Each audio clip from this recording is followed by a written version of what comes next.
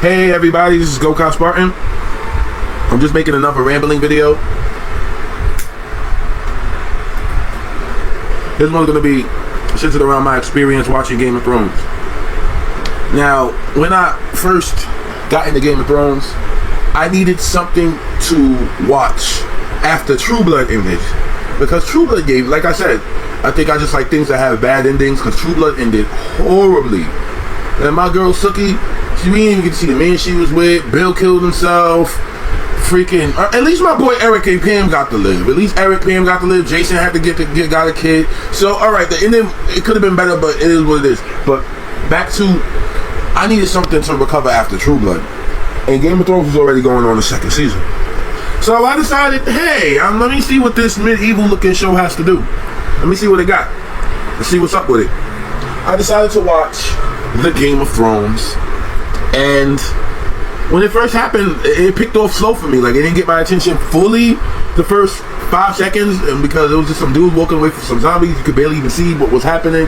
So I was like, okay, so there's some dark shit going on. So like, I was 20% invested, and then they had to cut that dude's head off, and I was like, oh snap. And then we had Super Dad of the Year, Ned Stark, the only father in Westeros that his kids don't hate him and have no problematic issue with his kids, but he's a complete cunt to everybody else that's not his children. My boy Eddard Stark, bro, and his family. And Jon Snow was looking at Bran like, hey, yo, Bran, you need to look. If you don't look, father's gonna think you're a bitch. Like, he basically told that Bran, like, hey, yo, you gotta look, because, like, you gotta make sure that you see that man get his head cut off, so you can know the cruelty of this world. This is Game of Thrones. This world was made by George R.R. Martin. I don't know if we're all gonna make it at the end of this, Bran. I don't know if we're all gonna make it at the end of this. I'm gonna make it. My name's Jon Snow. But I don't know if the rest of y'all gonna make it, bro. I don't know. I fear for the rest of y'all.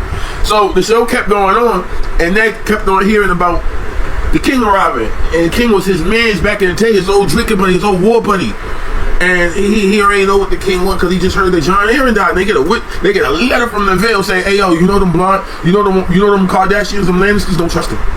Do not trust them. Don't trust them. Catelyn looked at the handwriting, and the shit looked like her sister's hand. The shit looked like Littlefinger handwriting a little bit at the bottom of the paper. She's like, but she didn't even acknowledge that shit. She's crumbled the paper up and just like, now we can't trust the Lannisters. And Ned already don't fuck with the Lannisters. Ned was just on some, nah, since Aerys he didn't fuck with them, because after the war, Ned came in and he just saw the king just slaughtered on the floor, and Jaime Lannister just sitting there smoking the blunt on the Iron Throne like, yo, what's good, Eddard? How you doing? What's up? I just did all of your hard work for you. And Eddard Stark couldn't even think of a racial slur to call Jaime, so he just said, you Kingslayer. And that when he said that, it just rang a bell. Everybody was like, "Oh, I think we should just call that nigga that from now on." Yeah, he did just slay the king, Kingslayer. Yo, that shit's some kind of fire. And then at first, Jaime was like, "Yo, I ain't gonna hold you, Kingslayer does have a nice ring to it, doesn't it?" But after like the third year hearing that shit, Jaime got tired. He was like, I hate it here, bro. Why the fuck do they have to keep calling me Kingslayer? I know I killed him. You have to remind me every time you call him, bro. People don't even remember my name. They just call me Kingslayer. They're like, Sir Kingslayer. I'm like, my name is Jaime. It was just crazy because like so those two already didn't like each other, and him and the family, the whole family was about to show up. So now Robert showed up. Now at this point my attention is at 35%, because I'm invested. It seems like this family's of people showing up that don't like each other, and I'm watching it. So Robert, he pats all the children on the back. Cersei comes out. Oh my goodness, I love Lena Headey. Cersei Lannister. I love Cersei Lannister. That's one of my favorite female characters, bro. You wanna know why I like Cersei Lannister? Because of the sheer level of Black Air Force energy she has. She reminds me of a black woman. She really do. She reminds me of an angry black woman that don't take shit from nobody. I love me some Cersei Lannister. But Cersei Lannister came, and she looked at Ned, she gave him a stank ass look, like, because, like, you know, like, Ned was over here calling him Kingslayer. She don't like that nigga either. The feelings is mutual over here. Smoke is mutual in Game of Thrones. I don't know about House of Dragons, where Alicent and Rhaenyra be having sleepovers in the middle of the war, talking about we're best friends. We should have been together a long time ago. Y'all should have just Honestly, they should have just went that folks together a long time ago and ate that cake. But back to Game of Thrones, man. In Game of Thrones, the women have attitude problems. When they don't like each other, they don't like each other. They want death, and thousands of people will die for their wrath. And this is just the beginning of it. But this is just the beginning. So Robert pulls Ned to the side. They go to the crypts. And Robert pays his respects to his beloved Lyanna, the only woman that he loved in life, the only thing that he cared about. That's why he's so close to Ned, bro. Because he looked at Lyanna. Lyanna had the fatty back then, bro. He could see it under her loincloth. He's like, yo, Ned, who that? That's my sister. That's your sister? God damn, Ned, look at the wagon on her. Robert, why would you say that? I'm just being honest, Ned. I didn't mean to offend you, boy, but your sister is cracking quite the rubbish back there. And bro, and like, you know, she died and shit. And then the scene pans off to my boy Tyrion Lannister. For the record, I like Tyrion Lannister from seasons 1 through 4. After season 4, once he grows that stupid ass beard, he becomes a shit character. But he's not yet. In season 1 through 4, he's still in his prime. So what was Tyrion doing when we first saw him? Getting domed from a beautiful woman named Ross. And what happens? Jamie shows up, and Jamie brings more women in there. Now my interest is at 100% because I just saw a little person getting domed, and then his big brother, came in and brought more shorties for him, bro. I'm sorry, I'm a man. I like shit like that. So when I saw that, I'm like, yeah, I like these guys. So now I'm peaked. So the entire episode basically just goes like they setting up a feast, and Robert's over here talking to every shorty at the feast. You just see Cersei sitting there with the rested bitch face, just being disrespected in public, just having this man just nah, bro. And it got to a point her and Catelyn had a conversation and shit like that. And Jon Snow wanted to go to the Night's Watch, and Tyrion called that nigga a bastard, and then told that nigga to wear it like armor. And that's some of the most impactful words Tyrion says. Honestly, on some real shit, bro, I live by those words. Never forget what you are. Never forget what you are. The rest of the world will not. Wear it like armor, and it can never be used to hurt you. Some of the most impactful words the Little Lion has ever said, bro. And he said that shit to Jon Snow, bro. He said that shit to Jon because he knew. Tyrion knew. It's like they could just smell the plot armor on Jon. They could just smell the lack of death on him. They know he's going to survive. So every time they get see Jon, they just want to shower him with good ass advice. So the scene pans over to Essos. So we in what's this thing's name? Illyrio Mopatis. We were the Miriam Mopatis and Illyrio Mopatis and Viserys, and who I thought was, because I'm a Kingdom Hearts fan, and like I thought that was nominated. I didn't know like she's in my mind she's Daenerys. I can't. They're two separate beings now. But when I first started this, the season 1 of Game of Thrones, I would call her Nominated the entire time. Because it reminded me of Nominated, because Nominated was a captive in an abusive situation. She couldn't go nowhere, and like, you know, it was kind of the same thing in my eyes. But the difference between Daenerys and Nominated is Daenerys took on, like, Nominated had other people help her, like Axel. But Daenerys, she took ownership of, she took control of her whole situation.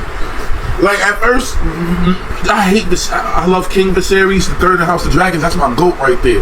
But Viserys in Game of Thrones is a sniveling rat. I can't stand him. Like I said, I like villains. I do like him to some capacity, because whenever I look at the histories and lores, nobody can tell Game of Thrones history better than the dude that plays Viserys Targaryen in Game of Thrones, bro. He's built for this shit, bro. I could listen to that nigga talk about history all day. I could listen to all of Westeros, all of them talk about history every single day. Every single one of them. I can listen to all of them talk about history all day of Game of Thrones.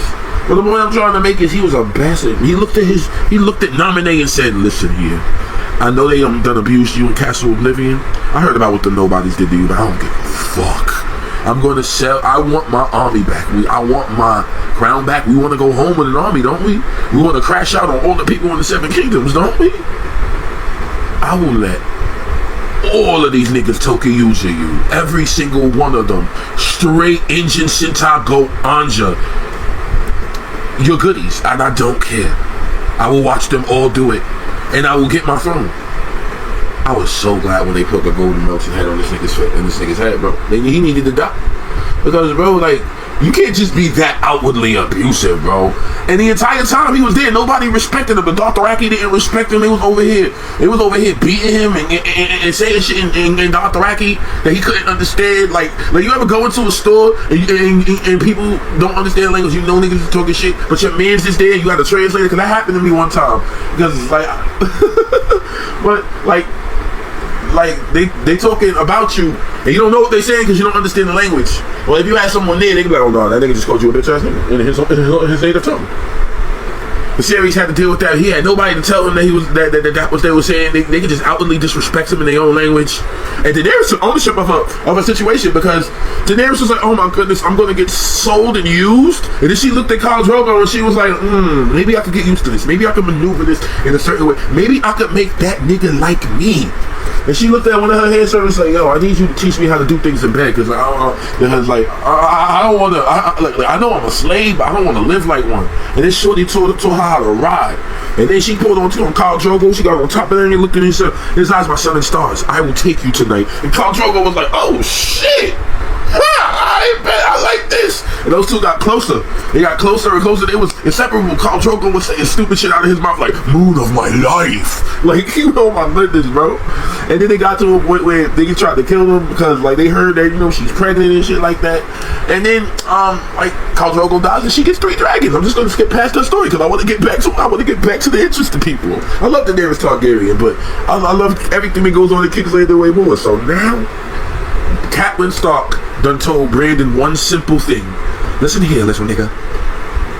These good white people are coming in front of us, and I don't want you embarrassing me in front of them. I don't want you embarrassing me in front of all of them. I already have problems with Arya. I already can't tell her what to do, so I already have to take that lick that Arya's going to embarrass me. I know Sansa knows better, but you, Bran, no climbing. If I see you climbing, I will get the leather Winterfell belt and I will smack you in front of all of the Northerners. In front of the face. It will be a lash, it will be abusive.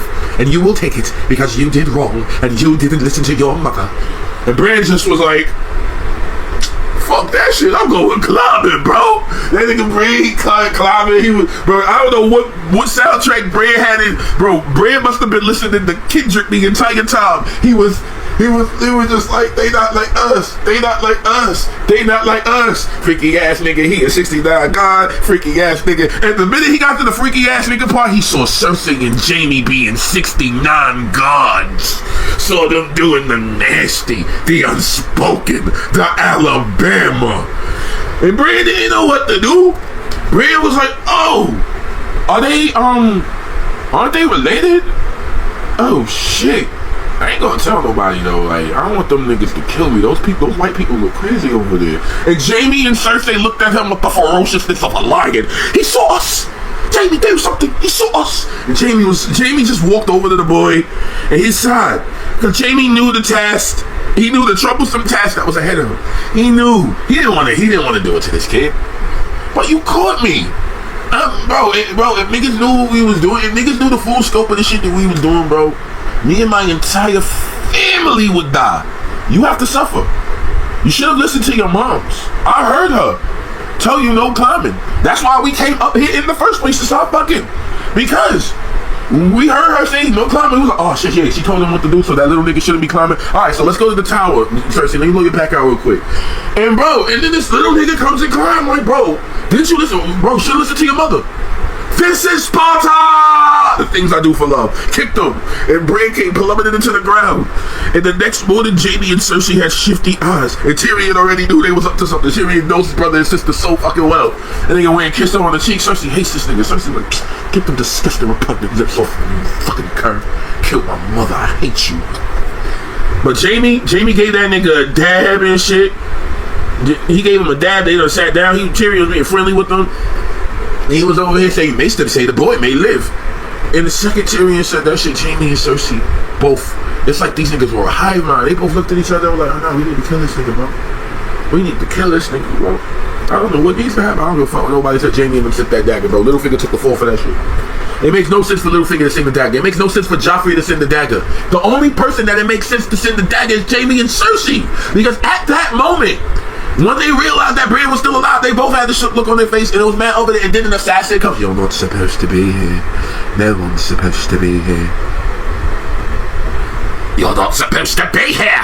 Nah, bro, it was crazy, bro. And then Catelyn had to deal with that. It was hilarious. The whole dagger shit was just crazy. I honestly think I think Jaime Lannister won that. He gave that to the assassin. And then Littlefinger's being Littlefinger's Diddy, bro. Straight up. Littlefinger's just the P. Diddy of Westeros. He has freak out houses and stuff, bro. Yeah, bro. And nah, son. So Ned Stark.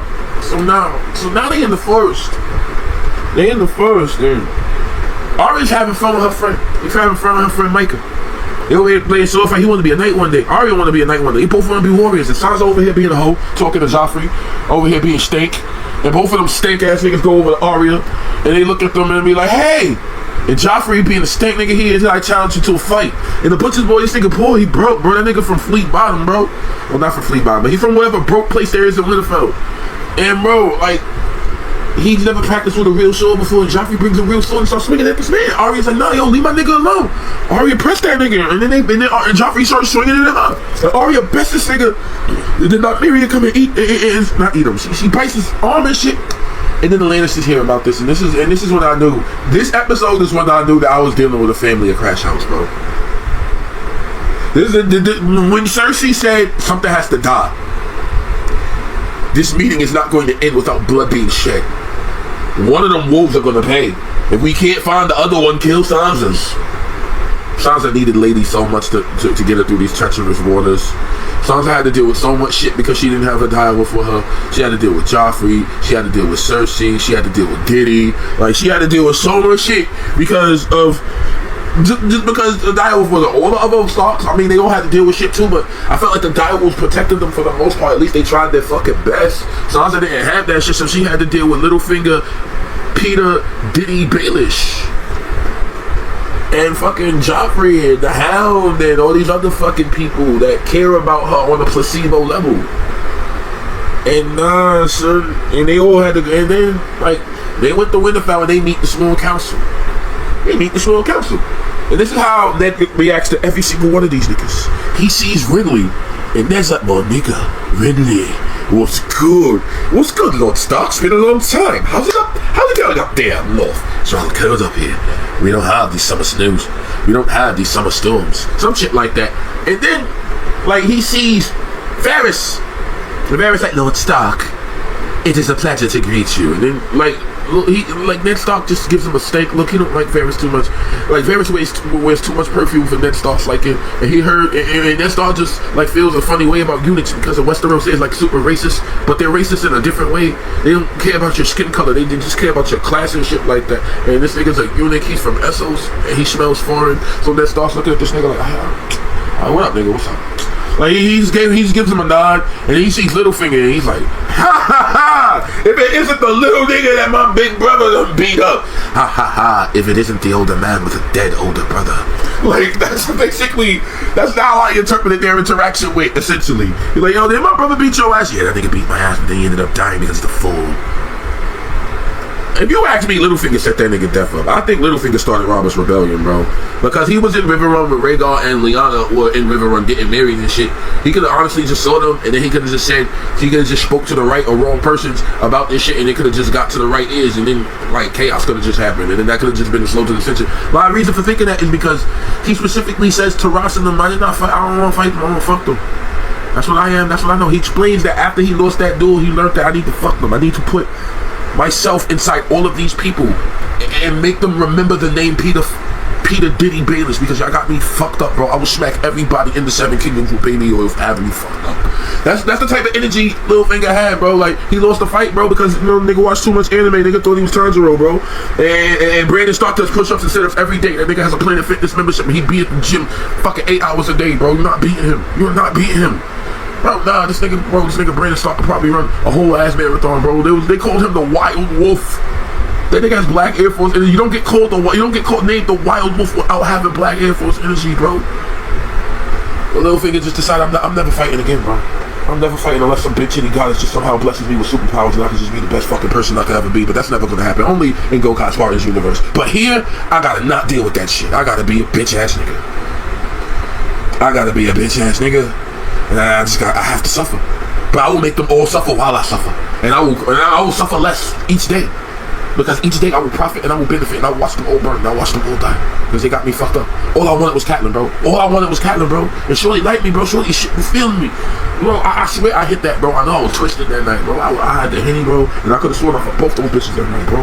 He really only smashed Lysa. In his mind, he thinks he fucked both of them. But it was really Lysa. But no, bro. It got to a point where, damn, I went on a little finger for a while. I love this nigga. But anyway, all right, we get the Grand Maester Parcel. Look, on Stark. How you doing? And then fucking fucking Eddard Stark is just like, yeah, what's up? You served another king. So basically the tournament ends up, they end up discussing the matters, and then the tournament ends up happening because like they couldn't get like them to not make the money because they couldn't get Robert to stop the tournament because Robert wants his tournament, bro. Robert wants his marathon, bro. We ain't got Netflix yet, bro. Flawless Military did not get here. We do not have technology. We have to do tourneys. So everybody get outside and start looking fancy and start jousting. I have a whole bottle of Henny and a pissed off wife. Please, everybody, I'm bored. Starving over here. I feel like getting in the battlefield myself. Somebody put my armor on. You're too fat to fit in that armor. Yo, Ned, watch your motherfucking mouth. I'm the king. Yeah, I'm your best friend. Yeah, you're the only nigga out there talk to me like that, bro. If that was anybody else, I would have had their head, bro. Actually, no, I would probably just laugh that shit off. I'm not like that, bro. If I was my younger brother, Stannis, he would have got burned alive. He was straight out. I don't know what's going with my younger brothers, bro. I don't like none of them niggas, bro. Ned, you my brother. You know that? I love you, Ned. I love you too, Limits. Ned Stark reluctantly, I know Ned Stark loved Robert, that was his nigga and shit, but I can tell that Ned Stark reluctantly had to deal with this nigga Robert, bro. I can tell that Ned Stark said this nigga like at least 15 times in his head. Every time Robert opened his mouth and did anything, bro, like, because, like, you can't do nothing. That's the king. You can't really judge. I mean, you can judge him, but you can't really, there's not much you can really do. If that nigga says, yo, we drinking tonight, they gotta be like, I'm not trying to get twisted tonight. I got to go back to old Winterfell. I got to make sure that nigga, we drinking tonight. I'm the king. I command it. Yeah, I guess we drinking too. On some real shit, there was nothing that Ned Stark could do, bro. Like Robert was, but the point I'm trying to make is that they talked him out of it, and like eventually they get news from Essos that Daenerys is pregnant, and this is when Daenerys is pregnant and Tyrion gets kidnapped. I'm gonna get to that in a minute. Actually, I should get to the Tyrion shit first. All right, we'll start here. So Tyrion didn't want to go back to King's Landing because he don't like his sister. And like, you know, he wants to get out. He don't get to get out much because his father's really strict. His father be telling him what to do all the time, so he don't really get to get out much. So this is his first opportunity to really get out and see the world. So he went to the wall. He wanted to go see the wall. He probably never seen the wall in his entire life. He wanted to go over there and piss off the edge of it on some South Park shit. So he did that, and he met people at the wall, and shit was good over there. But then, bro, when he went back to Winterfell, the reception was colder than he remembered, bro. Like they like when he first went there, they acted like they didn't like him, but now they super acting like they didn't like him. Like Robb Stark gave that nigga, he didn't even call him by his first name. He's like, you're kind. He was just like Lannister. He called that nigga by his last name, and Tyrion's like, oh, so I'm Lannister now, huh? After I just built this contraption for your crippled son, for your crippled brother to ride horses, I'm just Lannister now. I copy. That's all good, Rockstar. It's all good. I understand our families don't like each other. It's all good. I'm not petty like that, bro. I'm not, bro. If it was my sister, bro, this entire place would be in flames. But me, I'm just gonna leave. And here, Red might gonna need that. You wanna ride ponies? Get on this, bro. Tyrion went to the inn, bro, and Catelyn prudish to Muir Stark. Catelyn looked and she like. And the thing is, Catelyn was trying to be on the low. Catelyn wasn't trying to be noticed. She had the hoodie on and shit. She was trying to look like Organization 13. She was just, I hope nobody sees me. And then Tyrion like, yo, Stark, I see you. What's up?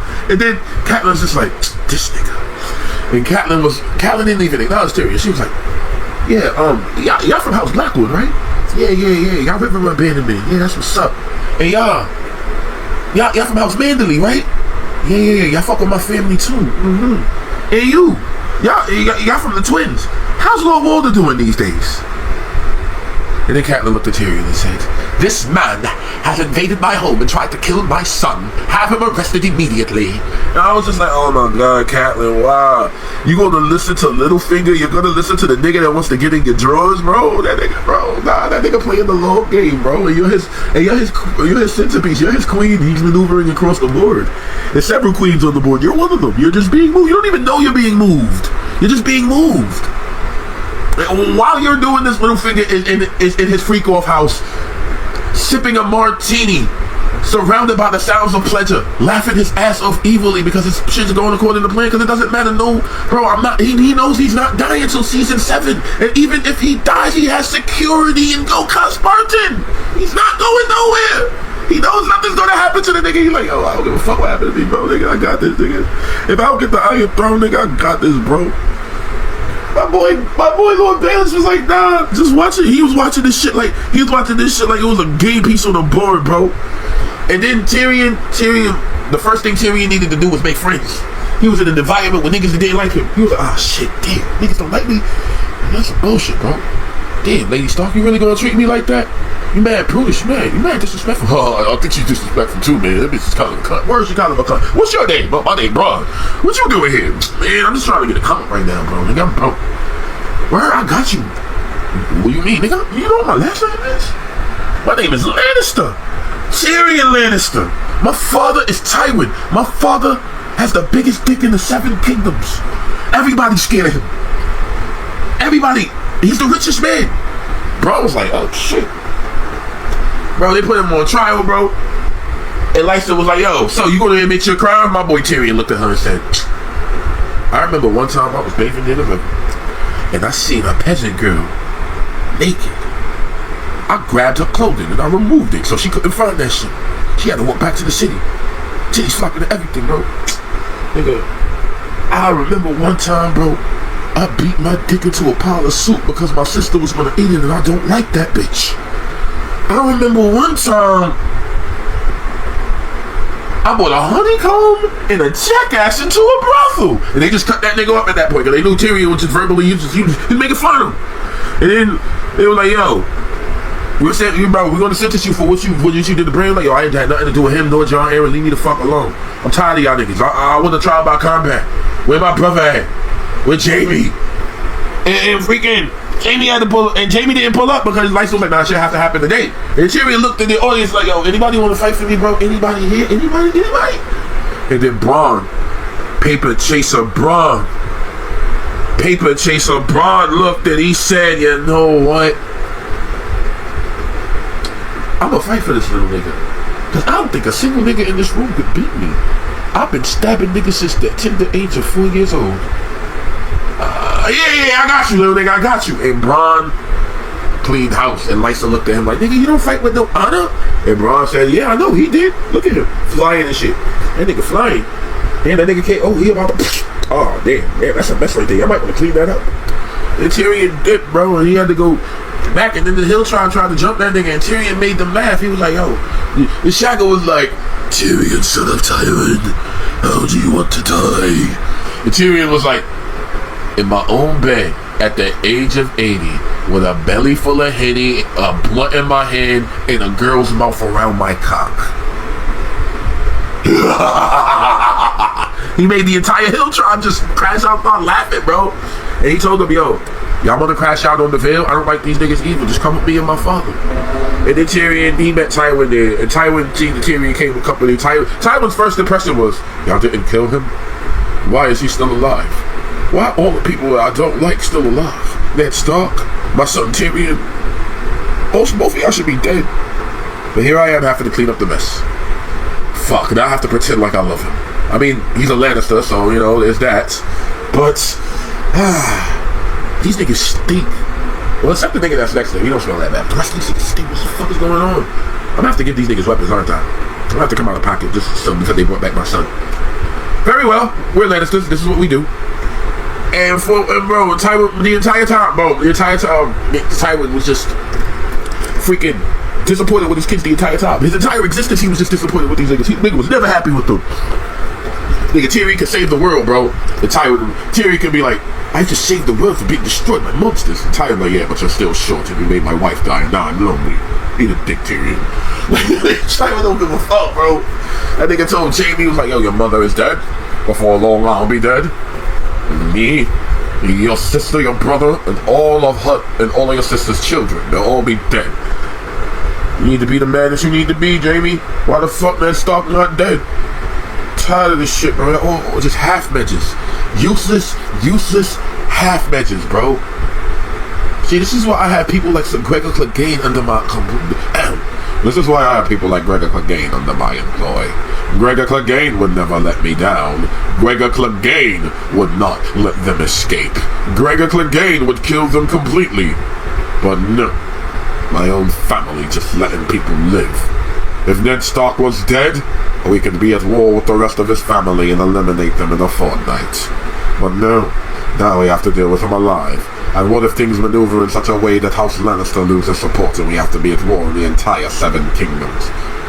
If you would have killed him now, we could have cleaned this up, and we could have just made it look like an accident. But no, you had to give to your false pride and valor. You had to make sure that the victory was clean. I would have stabbed that nigga in his neck and watched him bleed out. But no, you guys are not built like me. They don't make them like me anymore. They don't make them like Lord Tywin. All of my kids are soft. Jamie, you over here. I'm not soft, father. Shut up. I'm not talking about you, daughter. Jamie, you're over here just letting people live. Tyrion, you're just being short and just not looking the part, and you're over here whoring. Father, you whore too. Shut up. We don't talk about that. We only talk about your problems, not mine. Tywin Lannister was... They didn't give a fuck, bro. And then after that, bro, Robert went hunting and came back with an open belly. A boar hunted him down. A boar got to me, Ned.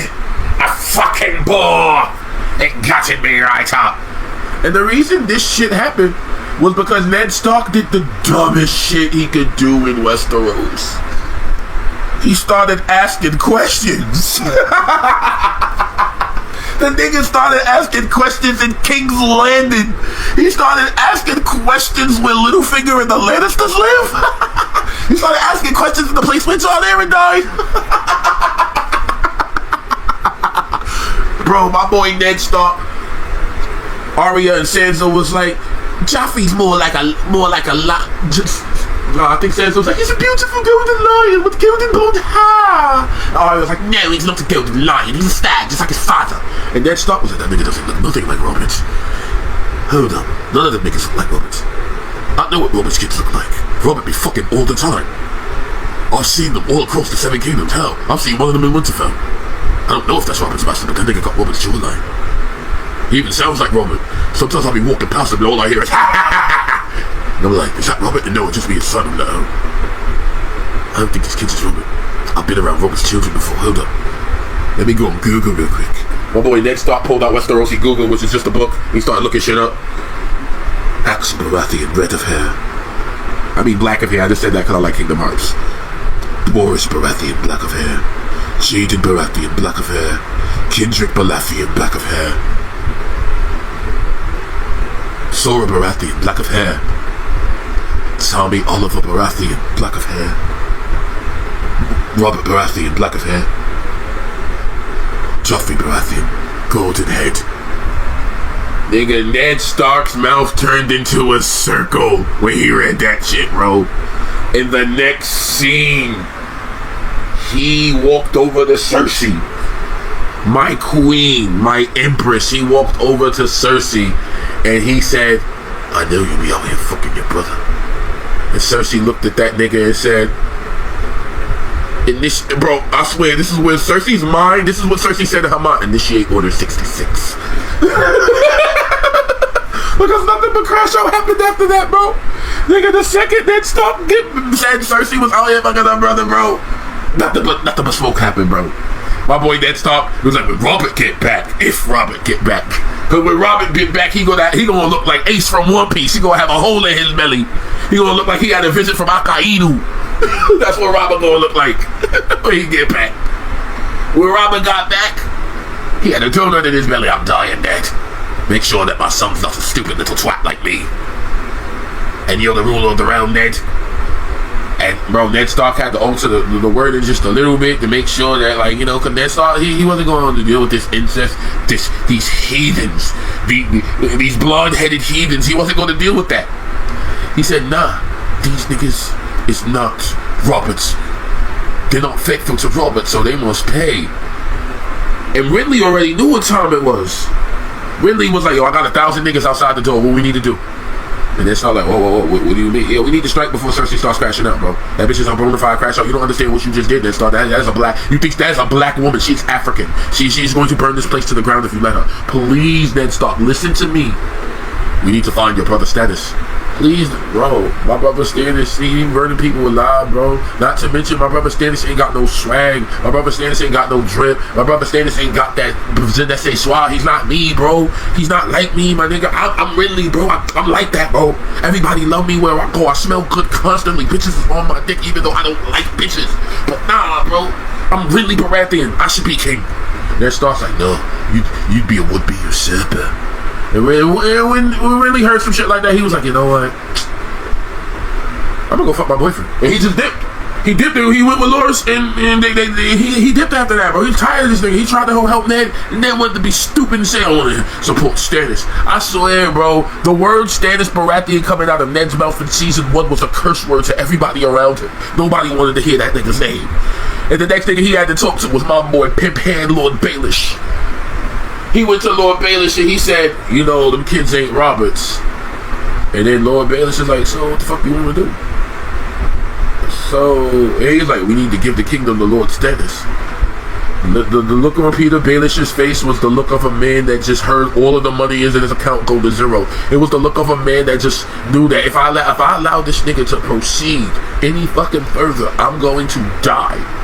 Stannis Baratheon burns people alive and he doesn't like brothels. I am the P. Diddy of Westeros. I have Westerosi freak off houses. I sell pussy for a living. If that nigga comes to Westeros, I'm dead. That was Littlefinger's thought process, but what he said was, so it was seen. Unless, and then Stark was like, yo, there is no unless. Stannis is the rightful heir. Yeah, he can't get that unless we give it to him, which it would be wise for us to deny it to him. And then Stark was like, nah, bro, you would commit treason. And then Littlefinger was like, nigga, I'm trying to keep my head, bro. I sell pussy for a living. He don't like that. I'm gonna die if he comes through, bro. I don't want to end up like Diddy in the real world, bro. I can only do this Diddy shit in Westeros, man. I'm tired, bro. And bro, and Ned Stark wasn't trying to hear nothing. Like, Stannis is the real king. Y'all go just work with Renly or the Lannisters. Well, fuck it. Work with me. We can just put the Lannisters on the throne and then just make that secret. Bro, no, then we can just maneuver from there. And then Ned's like, you are a treacherous, evil serpent of a snake. I would never move like that. But I still need your help. I still need your help to defend the city and the city guard. So can you please help me and say, give me your men that serve you out of your pocket? And Littlefinger was like, this stupid ass nigga. Sure. That's exactly what I'm gonna do. I'm gonna give you my bro. I told you in the garden. Oh, this nigga didn't learn, bro. This nigga think I'm pussy. Oh, I'm gonna show him who's pussy. Hold on. Nah, this nigga got me fucked up. This nigga said Stannis Baratheon 5 times in my presence, bro. Nah, bro. He said Stannis Baratheon 5 times. That's like calling me a nigga with the hard AR. I'm like, nah, I'm good. I'm gonna make you suffer, and after this, I'm gonna make your family suffer, and I'm gonna either fuck your wife or your daughter. I don't care. I'm going to make them all fucking suffer, and I'm gonna get everything that I've ever fucking wanted, one way or a fucking other. And bro, nah, son. Then after that, bro, my nigga, that Stark went. He that ass went to fucking King Land. He went to. They said Joffrey, the King Joffrey. He's sitting in the Iron Throne right now. Ned Stark was like, King Joffrey? The fuck you mean, King Joffrey? You meant to say Prince, right? No. That nigga's on the Iron Throne. As soon as Ned Stark went in that room, Joffrey was like, I want to be coronated within the hour. Ned Stark was like, your son has no claim to the throne. He gave Cersei and them a piece of paper, embarrassed them, was like, yo, these are the king's words. Yeah, that little nigga not supposed to be the king. Apparently, Cersei's like, yo, let me see that real quick. Was this supposed to be your shield, Lord Stark? A piece of paper? She shred that shit into cinders. We have a new king now, my son. Bend the knee and return to that wasteland you call home. Your son has no claim to the throne. You be out here fucking your brother. Liar! Kill him! Kill all of them, I command it! Bro. Shit was about to pop off. Ned Stark thought he had the support of the city guard, bro. My nigga. Bro. The minute niggas started yelling, bro, all Ned Stark watched his men get piled up like Legos. He watched the Hound and all of the city guard just eviscerate anybody wearing northern leather. And then Littlefinger crept from the shadows like Zetsu did to Madara, and he said, I did warn you not to trust me. Put the dagger to that nigga throat, and that cemented him as my favorite fucking character in Game of Thrones. Because I didn't know he was going to do some shit like that when he said, distrusting me was the wisest thing you've done since you climbed off your horse. I was like, nah, bro, this nigga wicked. This nigga is wicked. And he did nothing but wickedness the entire time, bro. I wanted, bro, on some real shit, I wanted this nigga to win so badly, bro. I was so tight when he died. When he got to his knees, he started being a little bit Sansa. I beg you, I loved your mother since the time I was a boy. Bro, all the joy in my mouth turned to ashes, bro. You want to know how I wanted Littlefinger to go out, honestly? If he had to go out, if he had to be accused for his crimes and shit? Yes, I did it. I was the ones who did it, and you fools let me. You fools just sat there and allowed me to play puppeteer. And if you think you took my life right now, go ahead and try. I am not even here. As we speak, I am far away. This is just a vessel. A vestige, someone to take my place and image. There are more of us. We are everyone, and we are also no one. And then they slit his throat, and then the nigga comes and incinerates everything to the ground, assists the Iron Throne, and then the Night King comes and kills everybody. And then, as like the Night King comes and he's killing everybody, Littlefinger's on the Iron Throne, and the Night King and the zombie horde come in the room, and he's slowly approaching them, and Littlefinger just says, it was fun while it lasted. And then the Night King just stabbed that nigga. But Littlefinger's will is too great. He overtakes the Night King, and then he just becomes the new Night King, and he controls the fucking army of the dead. And now he just has undead Catelyn and undead Sansa next to him and shit. And he's just an undead. He's just doing everything he was going to do, but undead now. That would be fucking cool.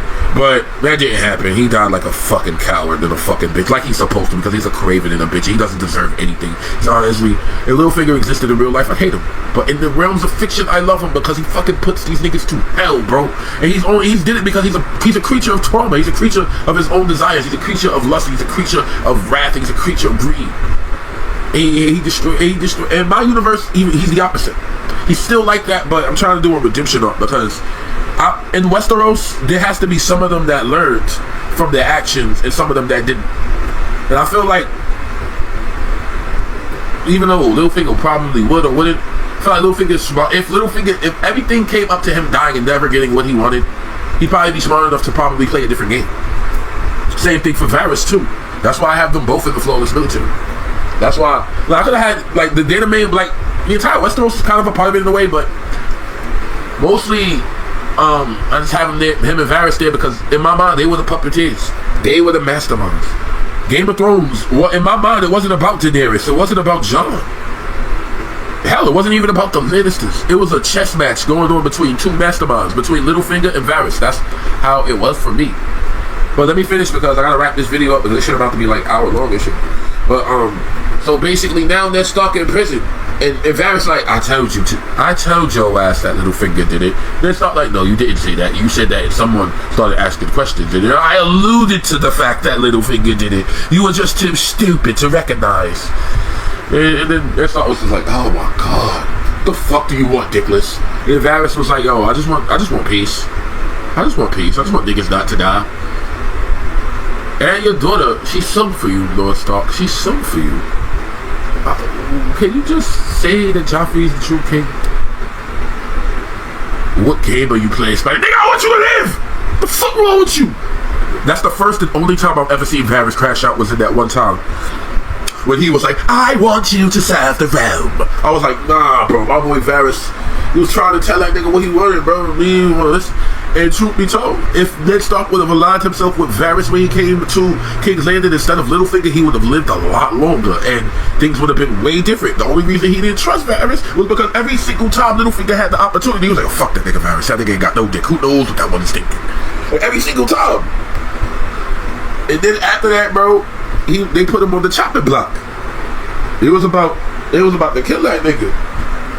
But Joffrey said this. My mother wanted me to send Leonard Stark to the Night's Watch, and my beloved Sansa had wished for mercy for her father. But they have the weak hearts of women. So long as I am your king, treason shall never go unpunished. Sir Ilyn, bring me his head. And bro, I swear, everybody broke out in a panic. Cersei tried to stop them, Pycelle tried to stop them, Varys tried to stop them, Arya was moving, Sansa was moving. The only nigga that was standing completely in place like a statue with a smirk on his face was my nigga Littlefinger Peter Baelish. That nigga was like, yes, good, everything is going according to plan. Now, out, Ned Stark is out of the way. All I need to do is maneuver them, and soon the Iron Throne will be mine. They cut his head off, this shit dropped, bro. That shit dropped to the fucking floor, bro. And I was surprised when that first happened. I was actually shocked. I look back at it and I chuckled because I'm a fan of the villains, but like when I originally watched it, I was like, damn, they killed the main character, that's crazy. And then war happened. And damn, I guess this is my cover of season 1. This is my review of Game of Thrones season 1. So yeah, I'm going to cut it short right now. I'm going to probably make a review of season 2. I'm going to review all of the Game of Thrones seasons. So thank you for viewing, and if you enjoyed my content, please feel free to like, comment, and subscribe. Stay blessed and have a wonderful day.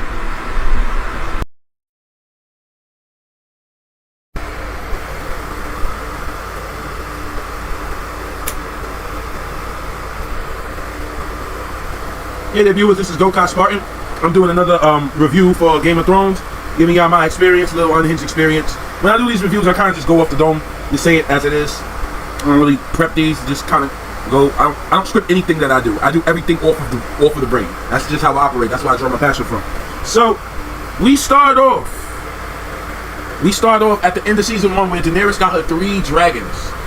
The sorceress was basically, after Khal Drogo died, the sorceress basically looked at Dany and said, okay, you need to figure something out. What you gonna do? You want me to cast this spell on him? And Dany's like, bring him back. And the sorcerer didn't even care, bro. She's like the sorcerer, she was trying to end it because the Targaryens got nothing but haters in the 7 Kingdoms. There's nothing but niggas that hate the Targaryens. The fucking sorcerers, the motherfucking maces, nothing but niggas trying to undermine them, bro. And Mary Mazdor was one of them. Because she already heard of the legends of freaking Daenerys, Azor Ahai, the stallion who's supposed to mount the world. She don't want none of that shit to happen. She tried to end the prophecy. She only wanted there to be 2 seasons of Game of Thrones. Only 2. Literally, she knows she made it 8. Because when Daenerys burned her alive and came out, she came out the fire, butt-ass naked. My boy Sajor was so happy. That was the first and last time. No, not last time. You see that in 6. Bro, my boy Sajor was so happy to see Dany. He was like, yo, Khaleesi. Everybody just bowed. She looked divine. Butt-ass naked, 3 fucking dragons, one on her shoulder, 2 of them fucking flapping around and shit. Nah, Daenerys is out here looking divine.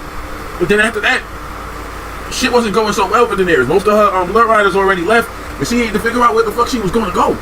She needed to figure out where the fuck she was going to go. She needed to figure that shit out fast. The niggas was dying by the day.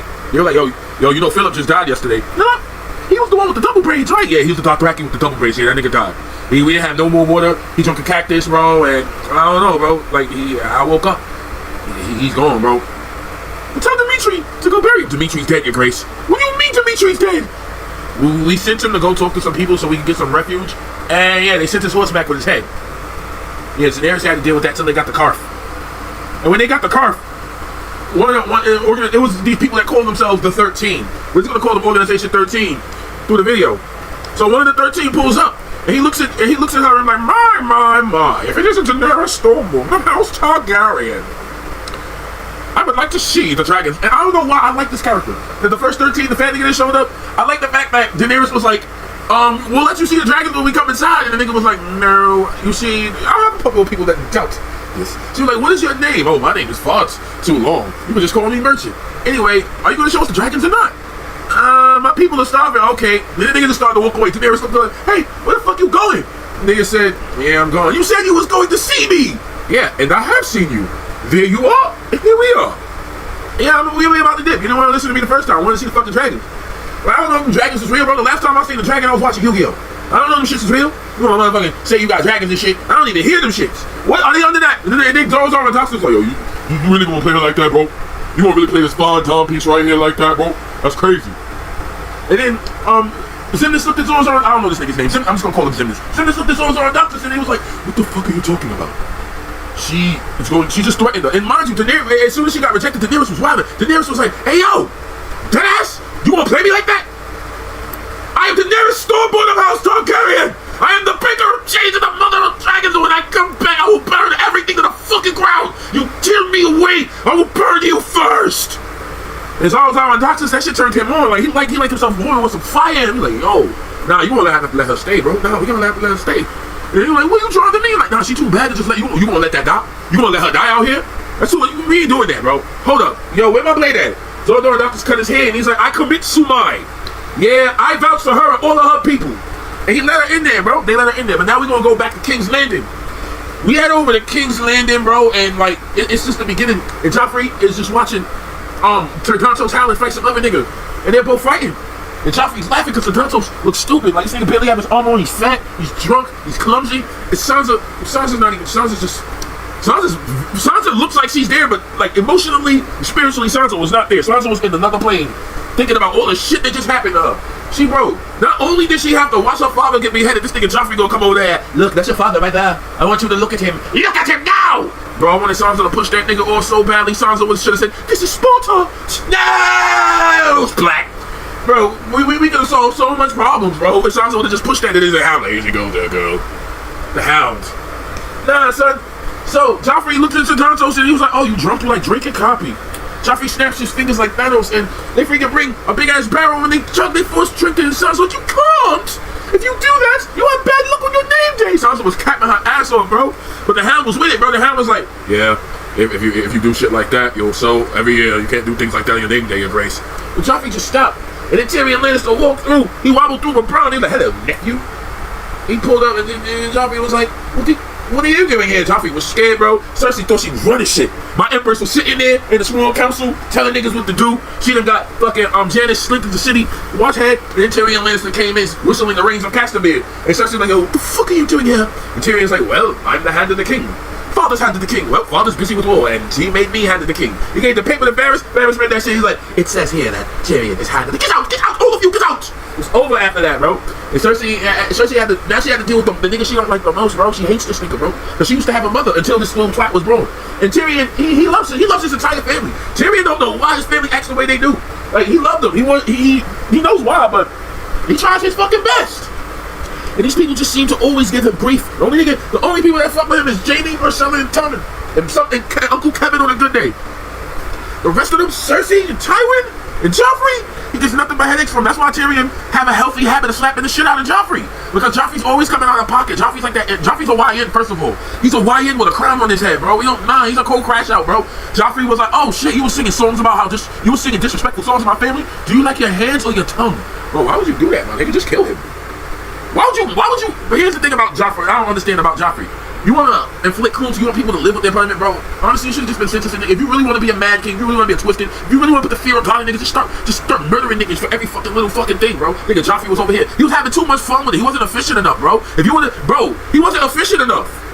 Nah, bro, Joffrey wasn't efficient enough. Like, if you really want people to fucking put the fear of God in people, you need to just start slaughtering them indiscriminately and then freaking hanging them up. Bro, that's what Otto Hightower did.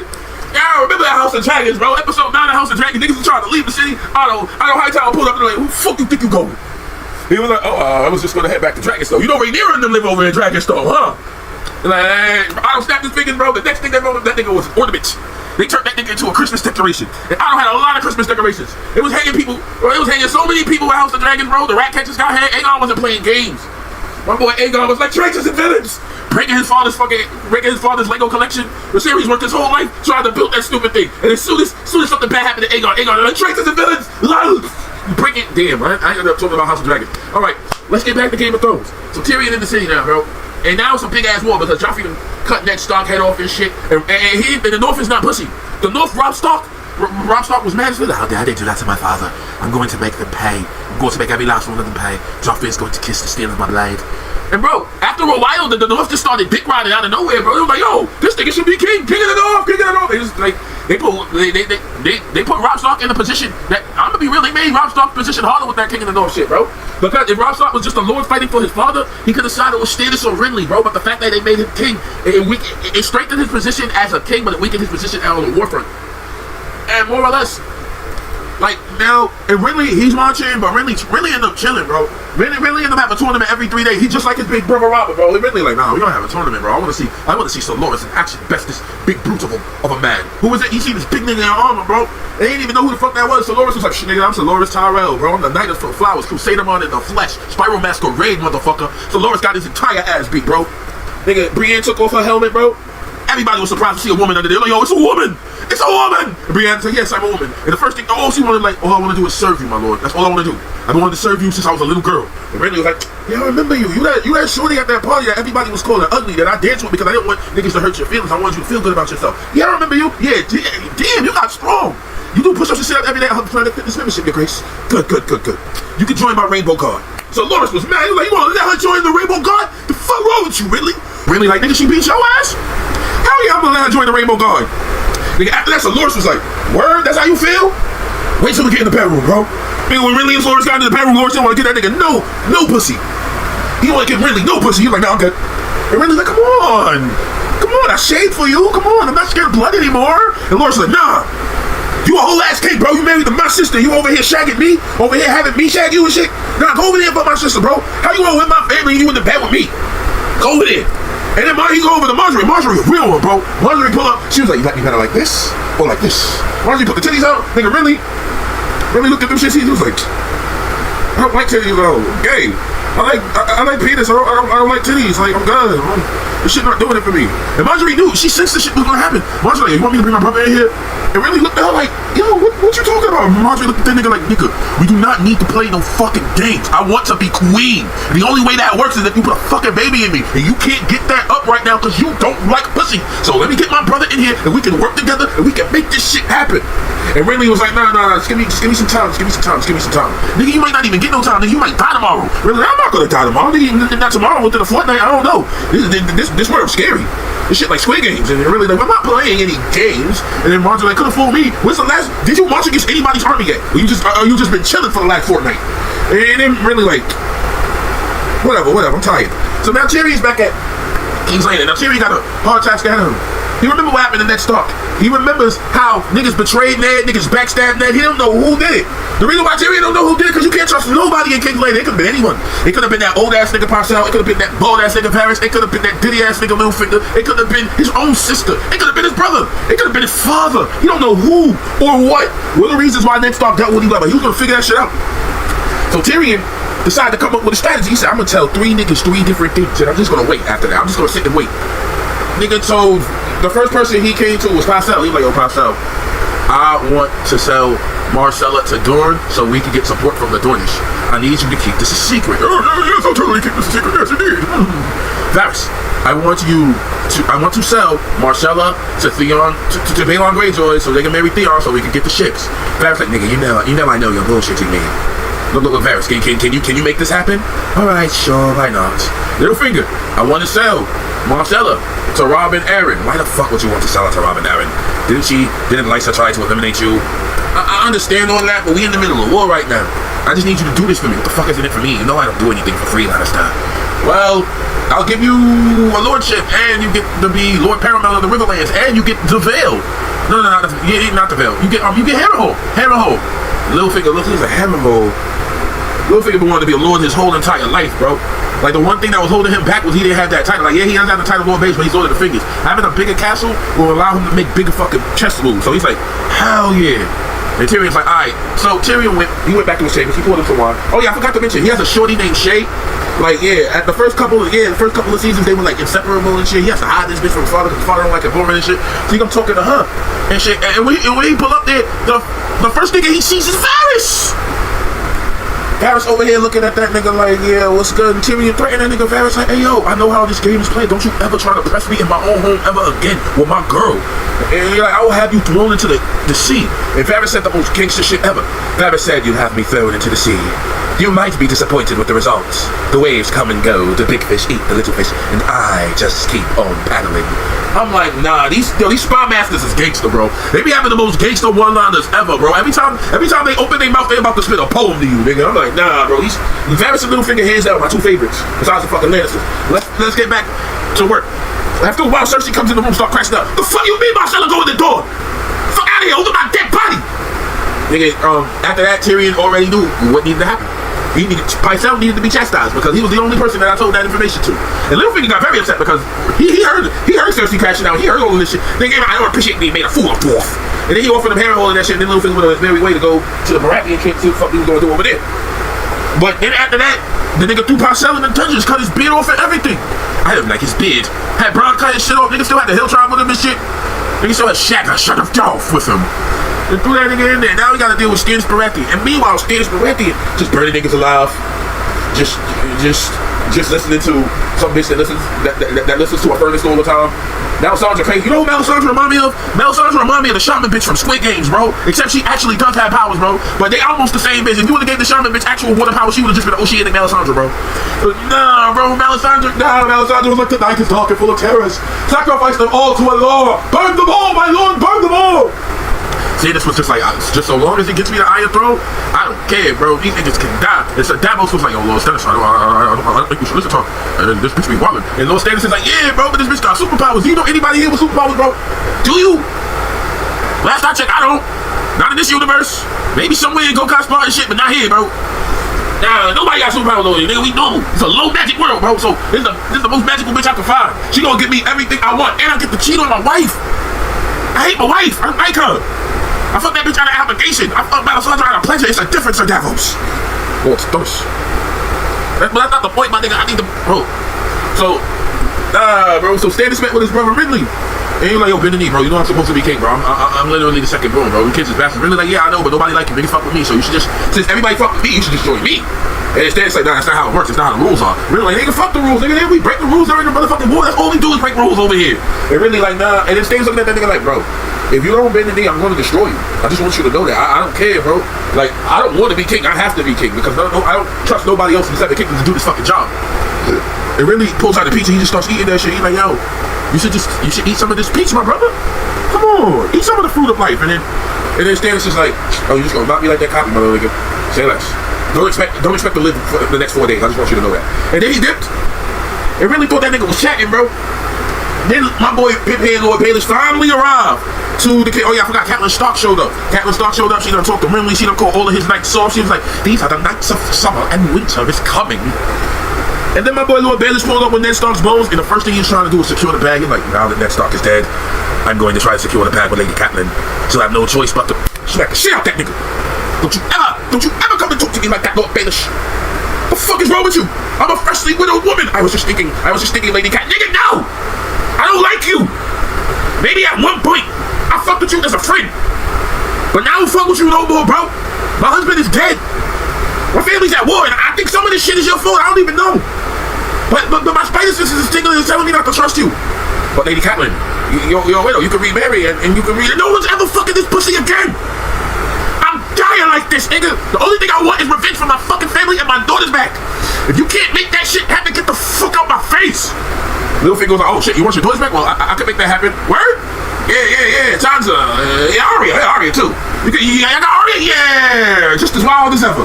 And Sansa, this is beautiful as ever. Don't worry, Lady Catelyn. I'll make certain that everything goes your way. Then Littlefinger had to go see Marjorie. Now, I don't know what the fuck kind of outfit Marjorie had on. She looked like a burrito. The dress she had on made her look like a burrito at this point. HCT tried to get some information out of Marjorie, and Marjorie pressed that nigga, and Marjorie was like, wow, you've never married, have you, Lord Baelish? And Lord Baelish was like, I've been unlucky in my affections. And Marjorie was like, well, that's rather sad, but perhaps it's for the best because the notion of marriage seems to confuse you. So let me enlighten you. My king is my husband, and I am my husband's queen. I'm like, nah, here's your tit, Lord Baelish. The niggas was disrespecting Lord Baelish just had to wait out. Lord Baelish like, you know what, I'm just gonna wait for some crazy shit to happen, and then I'll be able to maneuver quickly. I done came over here when niggas are still alive and shit. Everybody's just pointing fingers at me. I need to wait till niggas start dying. Ridley, no, what's going on? They just killed Ridley. Oh shit, some smoke. All right, now I can start maneuvering. All right, who the fuck do I talk to first? Them Tyrells. Hey yo, Marjorie. So Loras is like, my boyfriend is dead. Don't fuck with me right now. Lord Baelish, I will cut your fucking head off and attach it to your fucking freak off house. Do not play with me. And Lord Baelish like, yo, chill. I don't want no smoke. I'm just trying to say what happened. Really got stabbed, bro. By who? Niggas are saying it was Brienne, but I know Brienne, bro. That bitch ugly, but she don't do no shit like that, bro. And she was loyal to fuck to Ridley. Niggas are saying something about magic, some type of heartless or shadow or some shit. I don't know how that nigga died, bro. But that nigga was my nigga, bro. I loved him, bro. Oh, I was gonna be by his side the whole time, bro. He was gonna be king. He was gonna be married to my sister, and I was gonna be his king's daughter. We were just gonna be together forever. And now he's fucking dead. Fuck Stannis. I will drive a storm through his heart. Littlefinger, like, chill. Chill the fuck out. You will not be able to drive a sword through Stannis' heart if you crash it out like this, Loras. Loras is pissed the fuck off. You're like, look, we need to do this shit strategically. Yo, Marjorie, you wanted to be queen, right? And then Marjorie was like, no, I don't want to be a queen. I want to be the queen. The main bitch. The baddest bitch in the realm. No bitch has more power than me. I want to sit on the high throne. That's what I want, Lord Baelish. Can you make that happen for me? Lord Baelish looked at her like, he patted her on the back. I got you, my dear. I got you. Bro, back to Daenerys. They done took her dragons and shit. Niggas was like, yo, your dragons are conduits. We kind of need these niggas around so we can do our magic. Daenerys is like, nigga, if you don't give me my motherfucking dragon, what you want to do? Fight me? Dracarys! What's that supposed to... Then she gets out of that soul thing. That's all. Oh, some real shit. I'm not going into that much detail on Daenerys until shit starts popping off, bro. The point is, she leaves Karth with more shit than she came with. What else happens? Jon Snow. My boy Jon Snow is in the motherfucking... He's in the Night's Watch right now. I didn't even touch on Jon Snow's thing in the Night's Watch. But yeah, he been in the Night's Watch. And as soon as he got there, bro, niggas was hating on him. They were Alistair Thorne hating on him from day one. Alistair Thorne, look at this fucking Lord Snow over here. Calling him Lord Snow with the hard ER at the end of it. Like, nah, bro. My boy Alistair Thorne was wilding on him. And then they wanted to pick on Shan, bro. They see this fat nigga coming in. Oh, this fat ass nigga over here, bro. And I see this nigga, I'm a slice of bacon off his back. Jon Snow pressed that nigga at nighttime with his direwolf necklace. I'm like, yo, nobody touches Shan. Sam is my nigga. If anybody touches Sam, y'all niggas will meet the stranger today. Y'all niggas will meet the stranger today. There is no Melisandre to bring you back. There is no resurrection. There is no monster reborn. You will die and that will be it. And nobody will fucking miss you. We're in the Night's Watch. This is the Westeros equivalent of prison, nigga. I will shank you and we'll forget about you in a fortnight. Don't fucking play with me. And niggas behaved themselves after that, bro. After Jon Snow crashed around on that nigga, they behaved themselves. And then now they was in the Fist of the First Men. They done found some dragon glass and some horns and shit. And then Jon Snow had to go find some more shit. Like then he finds Ygritte. Ygritte, he has her captive for a while. And Ygritte flirting with him. Ygritte over here like, you've ever fucked a woman before, Jon Snow? And Jon's like, I'm a man in the Night's Watch. We don't do that over there. He's like, that's crazy. Yo, I can change that for you right now. Mr. Snow, all we need to do is she was fucking with that nigga every chance she got, bro. I love Ygritte, bro. Ygritte was fucking with that nigga. And Jon Snow tried to kill her. And then when he couldn't do it, Ygritte she headbutted that nigga, she was out, and her niggas was there, and then Jon Snow was just like, damn. I'm kidnapped, huh? Him and Cora Halfhand kidnapped. Cora Halfhand one of the realest niggas to ever do it, bro. That nigga sacrificed his life for the cause. And then Cora Halfhand looked at Jon like, yo, I'm gonna keep it 100, bro. One of us gotta get out of here alive. One of us gotta at least pretend to be a wildling for a long time so we can get the information back to the people. So I'm gonna act incredibly racist. I'm gonna call you a bunch of shit that I don't mean that's gonna come out my mouth. And I need you to stab me in the heart, okay? Can you do that, Jon? Alright. You fucking bastard, I fucking hate you! You called him a bastard and shit. Like, you filthy traitor! You fucking wildling fucker! And bro, and Jon was like, yo, damn, Cora, you didn't start like, die, you bastard! And Cora Halfhand was in character, bro. Nigga tried to stab that nigga. Cora Halfhand said, we are the watchers on the wall. And he just died, bro. Mind you, Robb Stark sent Theon to do a specific and simple fucking task. All I need you to do is go to my father and bring the ships back. Go to your father and bring the ships back. And Catelyn told it, bro, nobody listens to Catelyn, bro. Catelyn be making sound advice. Catelyn be doing all the work for everybody. And then when it comes to listen to him, nothing. No climbing. Niggas don't listen. I need you to marry the Frey girl. Niggas don't listen. And now niggas didn't listen to her a third time when Catelyn was like, whatever you do not trust Balon Greyjoy. He is a dusty man. He is a terrible person. And he will not help us. He's still salty about what happened during the Greyjoy rebellion. And Robb was like, no, mom, we can totally trust him. Theon's my boy, man. Come on, Theon. And bro, Theon. I felt bad for this nigga Theon, bro. Because when Theon went back home, bro, first of all, his sister nasty, bro. That nigga Theon was fingering him, bro. And his sister gonna look at that nigga like, oh yeah. And then later on, like, yeah, I'm your sister. I'm like, and then Theon was like, yo, you couldn't have said that when I had my fucking fingers knee deep in cooch? You couldn't have said that? And then they're like, yeah, you have to betray your entire family because I ain't putting him fuck with them niggas. We gonna betray the Lannisters. We gonna betray the Starks. And then Theon had no choice. That's his father right there. This is father, you haven't been there for a while. Like, at the end of the day, you still came out of this nigga's nutsack, bro. So Theon was like, you know what? Alright, pop. But Theon had to go with a bunch of Ironborn. That Ironborn wasn't listening to him. I mean, the only nigga that gave him any type of counsel was my boy Dagmere Cleftjaw. A character that people probably don't even know who I'm mentioning, but he was that one Ironborn dude that was talking to Theon. He was the one that when Theon was giving the speech, he was like, it was a good speech. I wanted to see him finish it. That Ironborn man. And bro, like, if Theon went there, he went to Winterfell and sacked that shit, bro. I'm gonna cut this. So the scene pans over to Bran. And this entire time, Bran's just been in Winterfell. You know, he's just being the Lord of Winterfell while Robb is at war. You know, his father's dead. So he had to be the Lord of Winterfell. And what he didn't expect was for Theon to come with a bunch of Ironborn and sack the entire place. He didn't expect that shit. Bran was looking at Theon like, nigga, what are you doing? Nigga, we ate with you. Theon was like, I was a captive, bro, a captive of war. And now all of you Starks are gonna fucking pay. What is dead may never die. And Bran looking at this nigga like, bro, I thought you was my brother, Theon, bro. How many times we done ate together at the same fucking table, bro? We done watched marathons of motherfucking Super Sentai together. All that motherfucking time wasted. All this time you was hating on us, Theon, really? You just gonna hate on me like the nigga already ain't got no legs? You wanna take the castle from me? Yeah, nigga, I'm gonna take the castle from you, bro. I'm motherfucking Ironborn, bro. What the fuck did you thought? Bro, I hate you so fucking much, bro. You should've. And bro, look, and then Sir Roger came out of nowhere and said, yo, nigga should've shoved the sword in your belly instead of in your hands. And Theon didn't want to kill this man, but Dany was like, you gonna have to kill him, bro. You gotta pay the iron price, bro. You wanna let niggas talk to you like that? We already don't respect you. We already don't like you. If you let this man get away with his life, bro, we will treat you like shit your entire time here. I just want you to know that, Theon.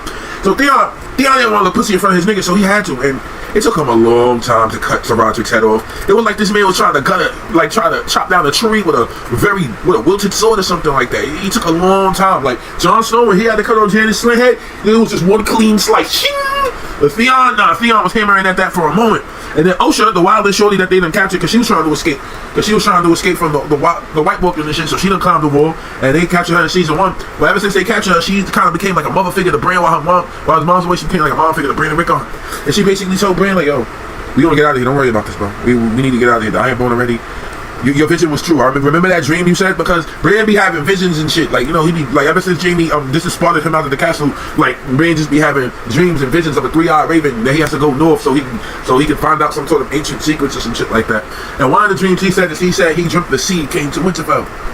And then Osha was like, yeah, you said the sea came to Winterfell. I'm not gonna let it drown me. So Osha tried to pull up on Theon, and she gave him some pussy real quick, and Theon, a stupid ass nigga, he hit, and then Osha, when Theon nice and sleep, she kills like 2 of the guards and her and them get out of there. And now Theon wakes up and he has no Starks. The Lords of Winterfell are gone. And his sister is yelling at him because he was stupid. Nobody told him to capture Winterfell in the first place. He can't keep Winterfell. He just did it anyway. So in order to make himself look good, he found 2 unnecessary farm boys and he burnt them alive so he could keep everybody in Winterfell in line. And this shit didn't really do anything because the Winterfell niggas already sent their niggas to go deal with the Ironborn. They sent the most dastardly, terrifying crash out in the 7 Kingdoms. They sent Ramsay Bolton to root out the Ironborn, bro. And already was just blowing the horn, bro. With Theon, he had to inspire his troops with a speech. So he was like, "All right, guys, we will show them that we are Ironborn. Our women will dream of us while we're inside them." He said some shit like on them lines, bro. And Jackman did not let. He just finished the speech and just knocked them out. And then now we go back over to King's Landing, and Tyrion got to deal with Stannis, who is on his way. Stannis Baratheon is on his way, and the battle with Blackwater is about to happen very soon. Tyrion needs to find out how I'm gonna beat this nigga, bro. This nigga, he burning people alive. Stannis Baratheon, he one of the craziest niggas to ever do it. You know what? Maybe I should give him a taste of his own medicine. He like to burn people alive. Let's see if we can burn people alive. Did my brother say something about the Mad King wanting to level the entire city to the ground? Hold up, where the Pyromaster at, bro? And the Pyromaster showed up and they showed them that they had a lot of TNT. They had a lot of wildfire. They had enough wildfire to make Tyrion say, yo, don't tell my sister about this. She a whole crash out. If my sister ever finds out about this wildfire, she's gonna use it to blow up a whole building and kill hundreds of fucking people, right? I don't need my sister ever finding out about this shit, man. So the battle with the Blackwater is it's happening now. Everybody is getting prepared. They like Cersei, she ready to die, bro. She already got her poison for her and her son. And she already got Sir Ilyn ready to body all of the maidens so nobody gets essayed or nothing like that.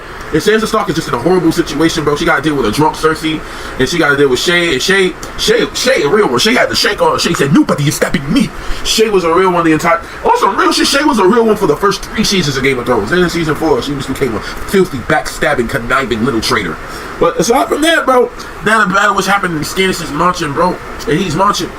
And one thing that the Red Lady done told Sir Davos Seaworth is death by fire is the purest death. And mind you, so Dabble Seaworth's son, he was a Lord of Light glazer. He was just glazing the Lord of Light. He was just glazing Melisandre. He was like, the Lord of Light tells us the way. The Lord of Light, and then, come on, father, you gotta believe in the Lord of Light. And then he was like, if I have to pick a god, I'll just pick Stannis. Stannis is the one who saved me. Stannis gave me a job. Stannis gave me a future that I could never have had without him. So Dabble's already picked his god, bro. And then Tyrion said, Dracarys. And then Bronn shot the arrow in the air, and kaboom, the entire Blackwater exploded. Every mad niggas died. And one of the niggas that died was Dabble Seaworth's son. So Davos was like, Manchas, get down now! And he just exploded in his face, and he was just dead, bro. But that didn't deter Stannis, because Stannis didn't get caught with the blast. Stannis still got a vanguard of niggas ready. They are marching on the city. They are trying. They got ladders. They're trying to knock down doors. They are bugging, bro. Everybody's losing faith. There's fire everywhere. The Hound stops fighting. The Hound like, no, it's fire. I'm good. I'm scared of that shit. I don't like this no more. And Joffrey's like, you filthy dog! Get back out there and fight! The Blackwater's on fire, your grace. I don't care if the Blackwater's on fire. Get back out there and fight, you filthy dog! Fuck you. Fuck the city. Fuck the king. And fuck you, your grace. Fuck Joffrey Baratheon. Hal flipped him off and he dipped. And the first thing he said is, I gotta get that little bird out of here, bro. Because if she stays here any longer, she's gonna get abused by some asshole. Hey, little bird, you wanna come with me? I'm scared of you. Alright, fine, you can just stay there. Alright, I guess I'm leaving by myself. Fuck that. Yeah, I tried to rescue her, but I guess I'm just ugly. So fuck me, I guess. So Tyrion and Joffrey was like, nah, this my mother wants urgent business with me. Joffrey leaves like a fucking coward. And all the men lose heart because the king not on the battlefield no more. And niggas is dying. And Tyrion like, oh shit. I'm gonna have to be a leader, bro. I'm gonna have to lead the attack. I'll lead the attack. I'll lead the attack. They say I'm half a man. What does that make the lot of you? The Stannis Baratheon at our gates. When he comes here, this is your city he'll sack. Your people he will burn. Your women he will... There's a brave man knocking at our door. Let's go kill them. My boy Tyrion led the charge and gave the Lannister army more hope. These niggas fought with the spirit of 100 men. And for a minute, shit looked lost because one of the soldiers slashed Tyrion and Podrick stabbed that nigga. And Tyrion had a big lash on his face, bro. And he was like, oh, shit got betrayed by his own mans. And then Tyrion could have sworn he saw green go. He could have sworn he saw Renly Baratheon in green gilded armor, looking like Gokaj Spartan's creation from episode 4 of Flawless Military. Go check it out. And he saw Renly Baratheon charging with the green armor on. And he thought he saw Renly, but he got knocked out, bro. And the entire city, like Stannis was still trying to be on the battlefield. His men was like, nah, we gotta go, your grace. Stand and fight, damn you! Stand and fight! It was over, bro. Blackwater was over. Tywin Lannister showed up. Cersei was about to poison herself by her son. Tywin Lannister showed up and looked at him like, you can put that down, my daughter. The battle was done. We have won. And now that the battle is over, rewards need to be issued to all of the people that did shit that was responsible. All of the people that contributed into Lannister's victory get rewarded, except for fucking Tyrion, because he's short and his family don't like it. So Varys has to say some shit like that. He had to give Tyrion a consolation prize and say, we'll never forget what you've done. Meanwhile, freaking Lord Baelish gets a whole ass castle that he don't even go to. He gets a lordship. Lord Baelish just gets so many new gifts. He hears his cash. Lord Baelish hears the sound of his cash ring immediately. He's like, yes. I'm coming up. More come up in the world. And then Marjorie was like, your grace, I want to marry you. I want to be queen. Come on, marry me. And Joffrey was like, nah, bro, I'm already betrothed to another. I'm supposed to be married Sansa. And then Pasha was like, yeah, but those aren't the false pretenses, your grace. And Cersei was like, it would be a fool for you to marry someone we're at war with. And then Joffrey was just like, my mother says I shouldn't marry her, so I won't. Very well, Marjorie, I'll take your hand in marriage. Sansa was lit when she heard that shit. She was like, I don't have to marry him. Yes, I get to keep my maidenhood. I just get to keep my livelihood. I can just be a regular woman now. You think you can be a regular woman? Do you know what city that you live in, Sansa? Sansa heard a voice from the shadow. She remembers his voice. It was the same nigga that was eyeing her during the tourney. The same nigga that every time he looks at her, he looked like he got hearts in his eyes. It's Lord Baelish. My nigga Littlefinger was like, Sansa, you do realize that Joffrey's still going to abuse the shit out of you, right? So I was like, no, he got a wife to abuse. He doesn't need to abuse me. Joffrey's not the kind of boy to give up his toys. Don't worry, Sansa, stick with me. I'll make sure everything's going well for you. I'll get you back to your family. You still want to go back to your mother. Is that still something that you want? And then Sansa was like, I mean, yeah, I kind of do want to get back with my family. I'm not supposed to be here. The Lannisters are really abusive to me. Joffrey beat me butt naked in the streets. I hope the same shit happens to his mother one day. And honestly, I want to get out of here, Lord Baelish. You think you can make that happen for me? Of course, Lady Sansa. Of course. Up here, Lord Baelish. My eyes are up here. Oh, my bad. I'm sorry. My eyes are trailing out. Yeah, look. We're going to do this. We need to have a professional relationship. I heard about you. I know you're sneaky. Don't worry, Sansa. I have no ill intent towards you. I just want to get you home. Meanwhile, Littlefinger's mind, he's just thinking, all I need to do is just play the long game. Catelyn's already. It looks like I can't have Cat, but Constellation Prize won't be so bad. And Littlefinger was thinking the entire time, not thinking that, bro, fucking with this girl is signing his death warrant, bro. Anybody that kisses, anyone that's attracted to Sansa dies. Joffrey, dead. Ramsay, dead. Littlefinger, dead. There's no mother to bring y'all niggas back in George R. R. Martin's world. Only here in Go Cos Martin's universe, where everybody gets to fucking live and just have a redo what they like. But nah, bro. Not in Game of Thrones. Nah, niggas is dead forever. And like I said, bro. And nah, son. And then it gets to a point where, like, now, the White Walkers are coming because Sam sees them niggas. Sam blows the horn 3 times. He sees an army of White Walkers and they are marching on the 7 kingdoms. And Sam's like, oh my god, I gotta tell them that the zombies are coming. Everybody is fighting amongst each other. They don't know that this ancient threat is coming to wipe us out. Why do I gotta be the one to tell them? Where's Jon at? Meanwhile, Jon Snow over here with Mance Rayder. Evil Mance Rayder. Mance Rayder like, yo, why you wanna even join us for? Why you wanna be wilding all of a sudden? I thought you was a crow. And Jon Snow like, honestly, because I saw White Walkers and like I told the Lord Commander about it and he knew about it and the niggas ain't doing shit about it, bro. So I just want to join the side that fights for the living. Jon Snow was half lying, half telling the truth. And he is concerned about that White Walker shit. But he needs to survive and not die because he's a man of the Night's Watch in enemy territory. So he's just going to play his fucking part as much. He's going to play his part. And Robb Stark does one of the stupidest shit ever. He marries somebody that's not Walder Frey's daughter. In Game of Thrones, where marriage is incredibly important, where we don't give a fuck about who you love, we give a fuck about what benefits they can use for our house and shit like that. This nigga Robb Stark said, this nigga Robb Stark took Shorty virginity. He's like, wait, you were a virgin? So like, yeah. And then he was like, you know, I'm gonna marry you now. Nigga, what? Why, bro? You would, bro, King Robert would never, bro. Oh my god. King Robert would never, bro. King Robert, bro, Robb Stark. How you have Robert's name and you make that decision? Oh my god, bro. This nigga Robb Stark is stupid. He's gonna pay in season 3. In my review of season 3, which will be coming very soon. I'm going to review season 3 and the rest of the seasons of Game of Thrones. If you enjoyed this content, please feel free to like, comment, and subscribe. Hey everybody, this is Go Cos Spartan. I'm giving you another unhinged review of Game of Thrones. This time I'm going to be doing seasons 3 and season 4. I think I should be able to cover both seasons because both seasons were a single book. It was A Storm of Swords, a book that I thoroughly enjoyed. I love A Storm of Swords. I have some of my favorite chapters in there. Oberon versus the Mountain, it's my favorite chapter of all time in the entire book. I love that chapter. The way they describe that fight. But nah, son. So we gonna get into it, son. So, when we last left off, Samwell Tarly was surrounded by White Walkers.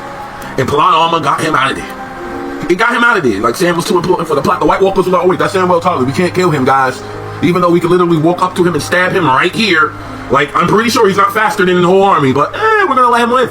So, like, Sam got out of there, and he went back to Craster's Keep. And by this time, Craster's just been a jerk to these guys, bro. He's just been a jerk. Like, bro, he barely be feeding them, bro. He feeds the pig more than them and everything. And these men of the Night Watch, they're deprived, bro. They live in the Night's Watch, which is basically frozen jail. It's frozen prison. And they have to live without women all the time. And there's nothing but women in Craster's Keep. And Craster is the only thing stopping them from getting in the way of doing anything that they want to do, bro. And Carl Turner, a nigga from Fleet Bottom. My name's Carl Turner. I was a monster in Alley. That nigga. He dead ass got tired of this shit, bro. He was so angry, he got tired of T.R. Mormon shit, bro. So him and his niggas, they killed the Lord Commander. And the first thing Sam did was grab his shorty and got the fuck up out of there. Cause she gave birth not too long ago, bro. And like Sam, Sam took a liking to shorty and he not gonna let that bad happen to her, bro. So they got the fuck up out of there. And now we'll get back to Sam in a minute. We get to King's Landing. And Tyrion Lannister is going through it. Because he literally won the war for everybody, to a certain degree. It was really his father and the help of Lord Baelish and the fucking Tyrells that came through and won the war, but Tyrion held the line. If it wasn't for Tyrion, King's Landing would have fell. And like, you know, he just has to deal with all types of shit. Like, he has to deal with his sister possibly undermining him because he done pissed her off, because he done sent her daughter all the way to Dorne, which he shouldn't have fucking did. And all that shit would get out her body.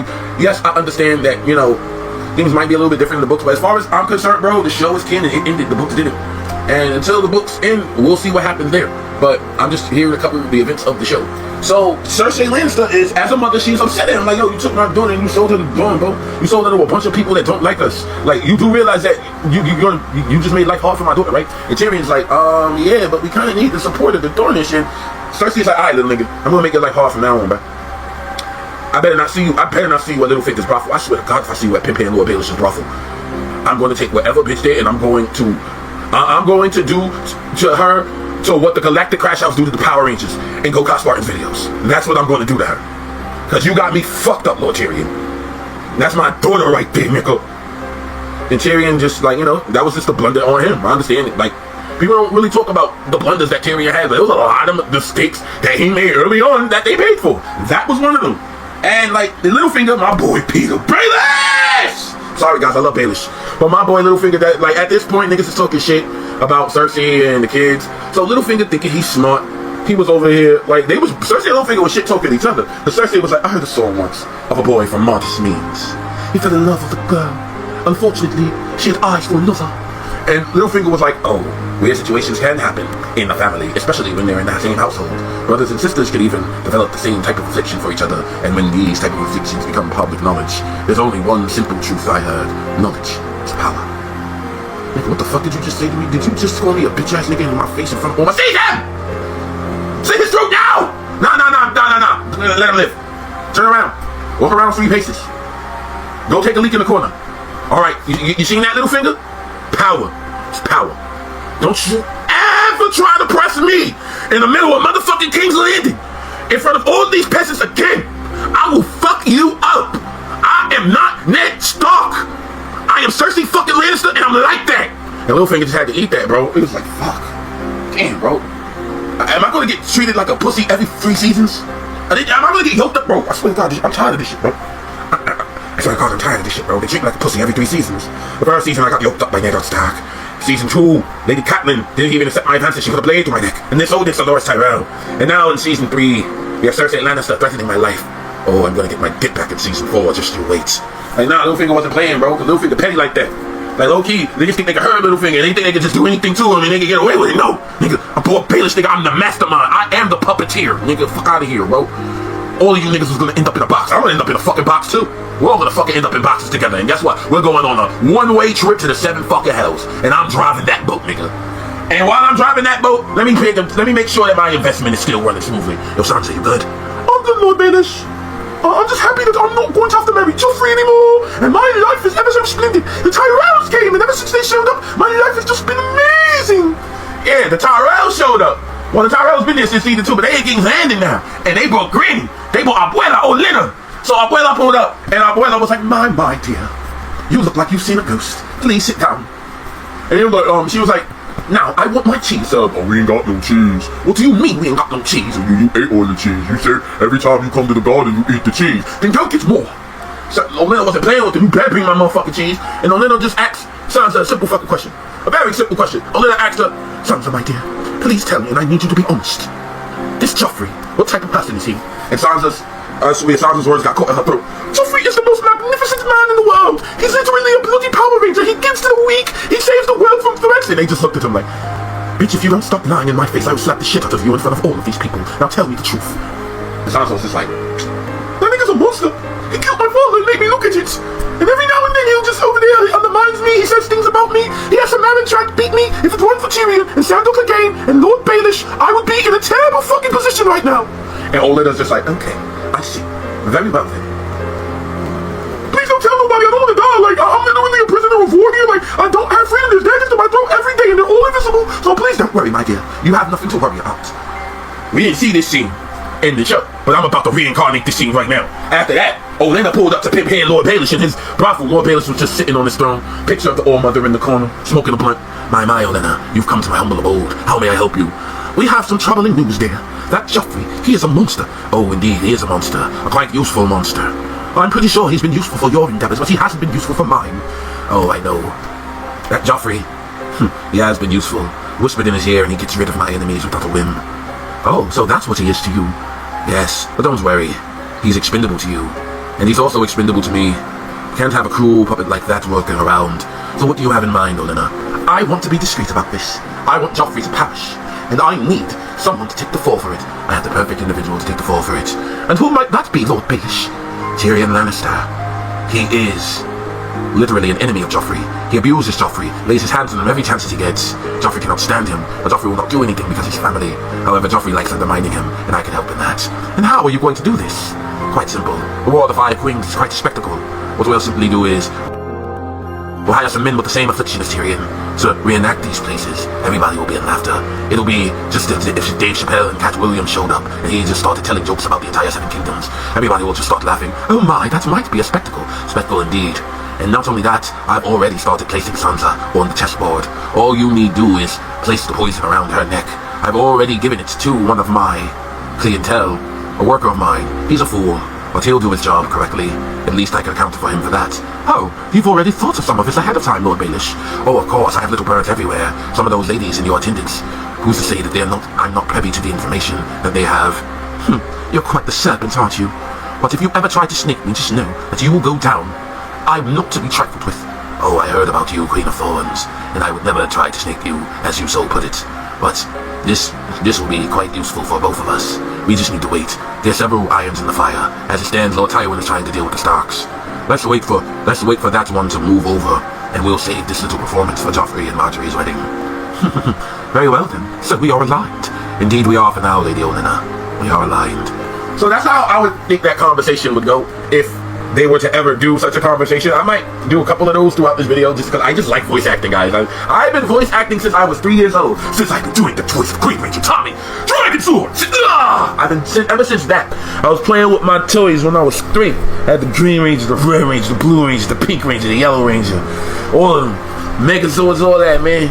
And I wanted to emulate these characters, and that shit's never faded for me. It just translated into so many different characters. I could do every character from Game of Thrones, every single damn one. Even the female characters.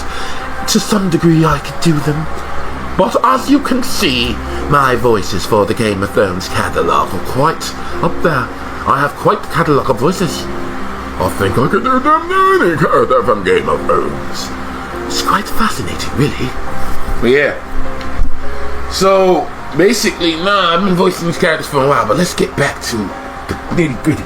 So while my boy Pimp Hand, Galactic Hand of Rogexio, Lord Baelish, is walking around King's Landing, he sees Sansa Stark there, talking to Ross, and Ross is a double agent.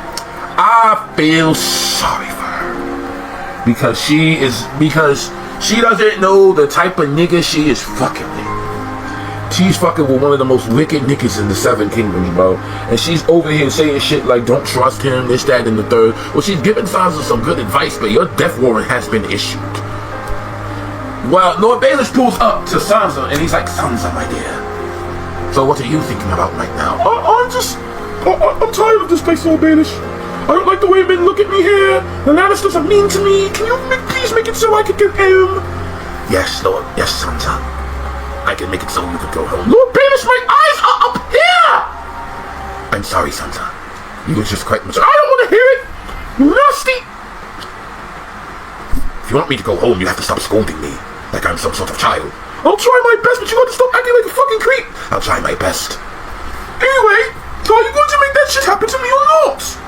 I got you. Don't worry. I'm literally your sugar daddy, Sansa. I'll protect you. So while that was going on, now Tywin Lannister is the Hand of the King. Lord Tyrion was Hand of the King, and now it is up to his father to be Hand of the King. And his father has a couple of things that he needs to do. First thing he needs to do is have a small council meeting, and this small council meeting, I love the beginning of it because there's no words, it's just sheer emotion, and you just get to see who everybody is by their body language and what they do and what seats they pick. Tywin Lannister, he's the first one to sit down. He takes his seat. And Varys begins to walk because now the mission has been issued. Varys, always the alert one, always the first to act, is the first to move. However, Littlefinger moves right the second Varys starts to move because Littlefinger's eyes are always on Varys. He literally would move right past that nigga and he sits right next to Lord Tywin because Littlefinger is a kiss ass and he wants to be the strongest nigga in the fucking room. Lord Varys sits next to Littlefinger because he already started moving, so he needs to move now. Now, Pycelle old and dusty. Not to mention, Pycelle is pretending to be old and dusty. That nigga can do push-ups and sit-ups, and he has a Planet Fitness membership. He be fucking bitches on the regular, bro. So, Pycelle is pretending to be old and dusty, and to do that, you just need to sit in whatever seat is left. But Pycelle sits in the seat.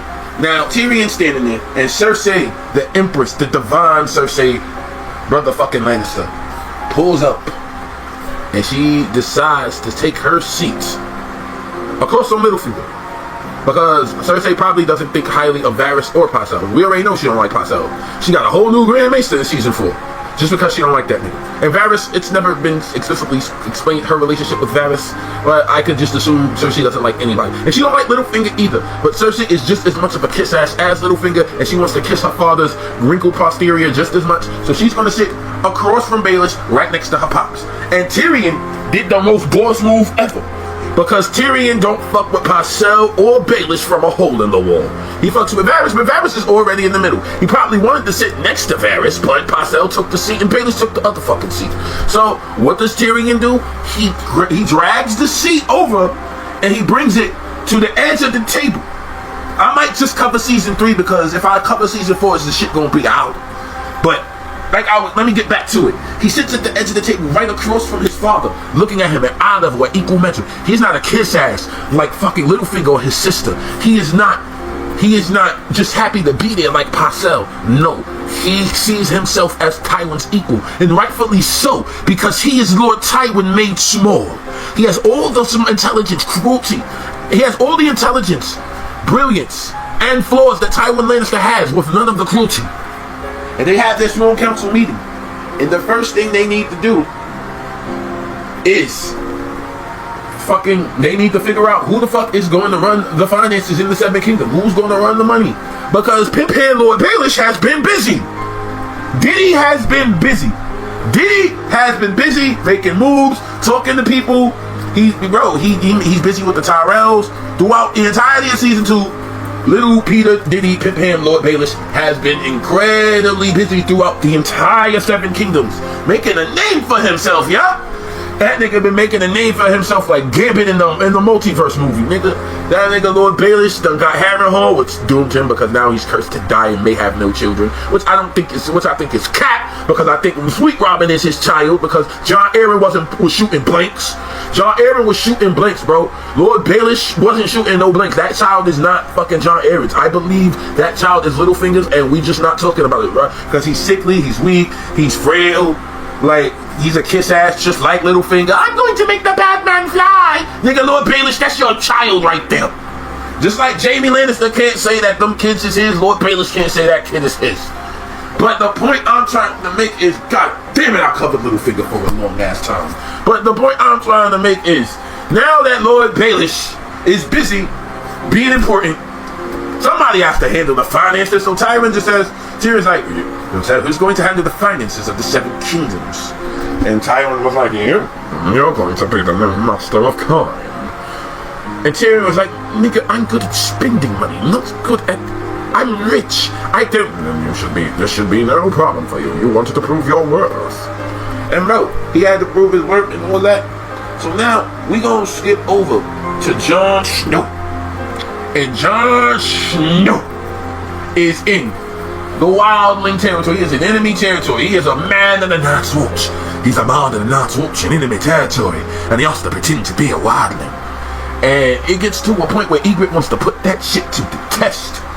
Ygritte like, Jon Snow, you ever fucked a woman before? And Jon Snow was like, you got some vows, I want you to break them. And bro, Ygritte pulled off that loincloth, and I read that chapter. My boy George R. Martin loves the pubic hair just as much as your boys truly. That nigga said her hair was kissed by fire, bro. He said her shit was kissed by fire. Bars. Straight bars. And my boy Jon Snow they spent a lot of time in that cave. They spent so much time in that cave, my boy Jon did not want to leave. Neither did Ygritte. Ygritte was like, we shouldn't leave this cave. We could stay here forever. And Jon was like, no, we're violent. We have to get across the wall. He was capping the shit. But he knows he got to get back to doing Night's Watch shit, bro. And Tormund Giantman, he was there, and there was a nigga there. Orwell, I think Orwell was hating on Jon Snow, bro. Orwell, the war nigga, the nigga that could go inside birds and shit, he was hating on Jon Snow the entire time because he was suspicious of him. He didn't figure Jon Snow was real. And probably why is, I would assume, since he's a warg, that nigga just be going into animals and spying on that nigga, bro. He just be a bird, he just be a wolf, he just be a fucking cockroach. Jon Snow won't even know. Wait, it's fucking winter's fucking bitter cold out there. Cockroach shouldn't be able to exist in that temperature. My apologies, guys. He'd be a rat or some shit. And Jon Snow would just be like, oh, and Jon Snow would just be being Jon Snow in private, talking about his nice watch brothers. And here comes Orwell, like, oh, that nigga ain't one of us. And then he tries to tell that to Tormund, and Tormund like, no, Jon's my nigga, he's funny. Me and be vibing. And friggin', he be talking to Ygritte like, don't you ever talk to Jon Snow like that. He's one of us. And it's just, Orwell's just like, you guys don't understand, that nigga's a whole traitor, bro. And Orwell was right, because they went to the Night's Watch and they was about to kill a man, and Jon Snow didn't want that nigga to die. Jon Snow then got up out of there, bro. And they was, I told you, he's a fucking traitor. And Jon Snow stabbed that nigga. Oh, ha! Hold that nigga. Stabbed him right in his chest. And bro, he turned into an eagle. I think he's still an eagle, bro. I think he's still that eagle. I think Orwell is still flying around. I think that he's been an eagle for so long that his level of human sentience is dulled a little bit, and he's just an eagle now. But yeah, Jon Snow got up out of there, and then Ygritte shot him up with arrows, and then he met up with Sam and Gilly. I guess I could touch on Bran's story real quick. Oh my god. This climbing ass nigga, bro. He should have, bro. Bran didn't listen to his mother so much that he had dreams of not listening to his mother. Like, his mother gave him so simple directions that day. Lady Catelyn said, Brandon, I told you, no climbing. You're not supposed to climb. And all that nigga did was climb, and he saw some shit he wasn't supposed to see, and he got disrespected out of the window. And ever since then, he's just been having dreams of the three-eyed raven and his mother telling him no climbing. He's been dreaming all types of shit. He's been dreaming of the White Walkers. He's been dreaming of dragons and fire. He's been dreaming of Jon Snow, of Daenerys Targaryen. He's been dreaming of Daenerys burning the city to the ground and destroying everything, and him sitting on the throne. He also dreamed of an alternate universe where a big titty goddess came and subverted everything, and now they're all fucking Power Rangers. He's been dreaming about a lot of shit. And there was nobody here to navigate these fucking dreams for Bran. There was nobody here to navigate these dreams for Bran at all. Period. Nobody here.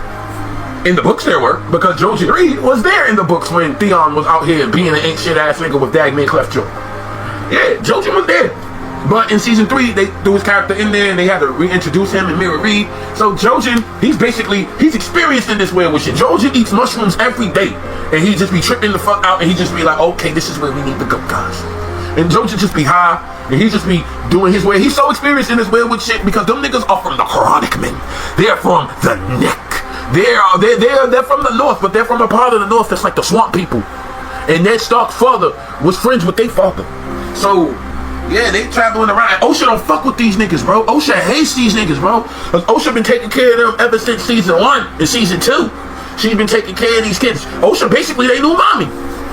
Osha basically a new mommy, man. Osha like, call me old mother. And basically it gets to a point where like Osha don't like these new niggas because they about to go to the same fucking place that she tried to get the fuck away from.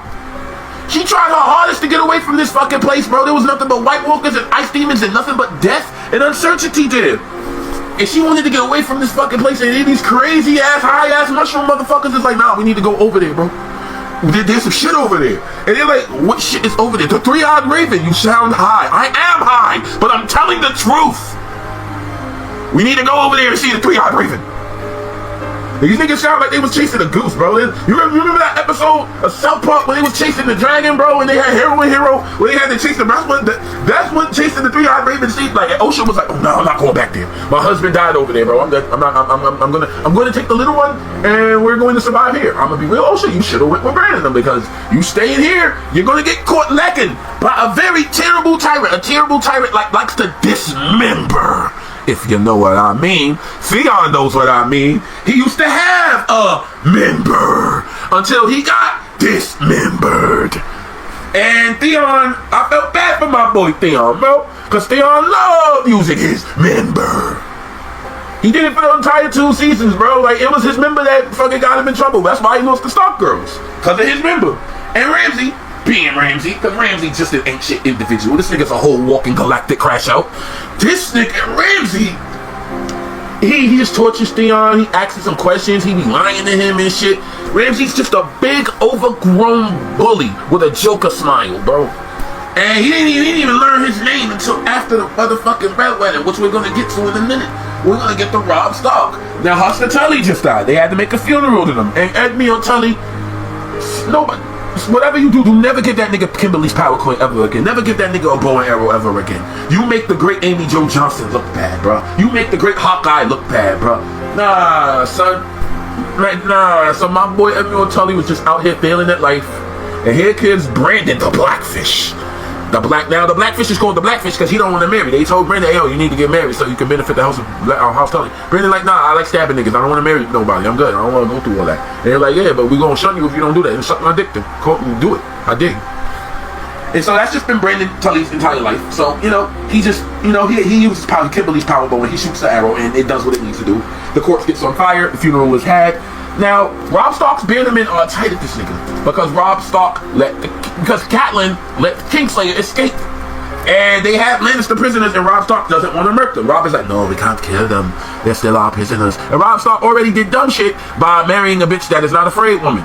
He married a woman that is not Walder Frey's daughter in Game of Thrones, where you can't do that. And like his bannermen are already losing faith in him. Roose Bolton and Tywin Lannister are sending TikToks to each other. I think this one is funny. Look at him. This one has a cute little animal in it. Indeed, it does have a cute little animal in it. This is New Day. She's a hippo. I like hippos. Yes, how are we going to get rid of the stars? Oh, just betray them at the wedding. Oh, I'm going to stab him in the heart. Oh, indeed. Let me show you this video. And what is this video? It's some Power Ranger shit from Yokai Spartan. Oh, I heard of that channel. That's the channel that has us as Power Rangers. Yes, he hasn't made me a Ranger yet.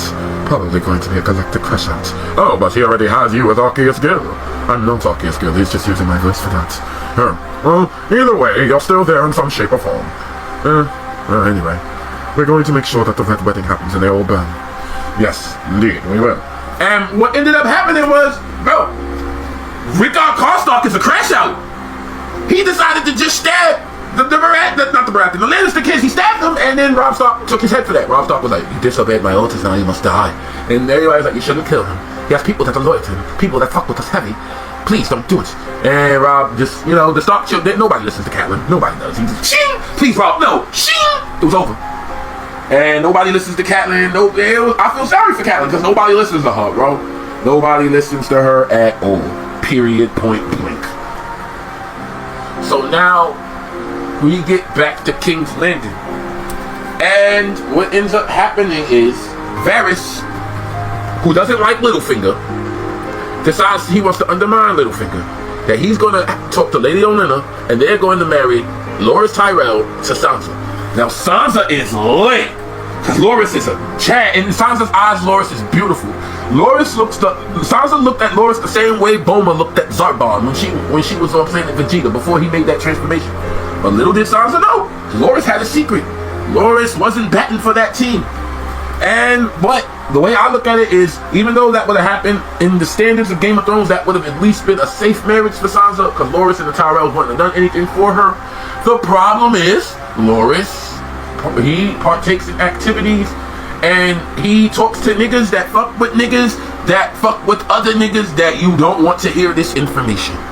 And he goes to a brothel and he engages with a young man named Oliver. Now this young man works for Lord Baelish. Oliver is a snitch. Oliver told Lord Baelish about the plans for the Tyrells to marry Sansa. He told them about those plans. And Lord Baelish, this was more Lord Baelish's mental process. Oh, so that's how it is. You just going to steal the key to the north under my fucking neck, Lord Varys? I know that was you, nigga.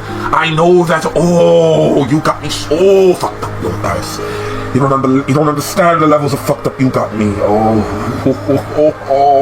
Your little informer. Your little employer.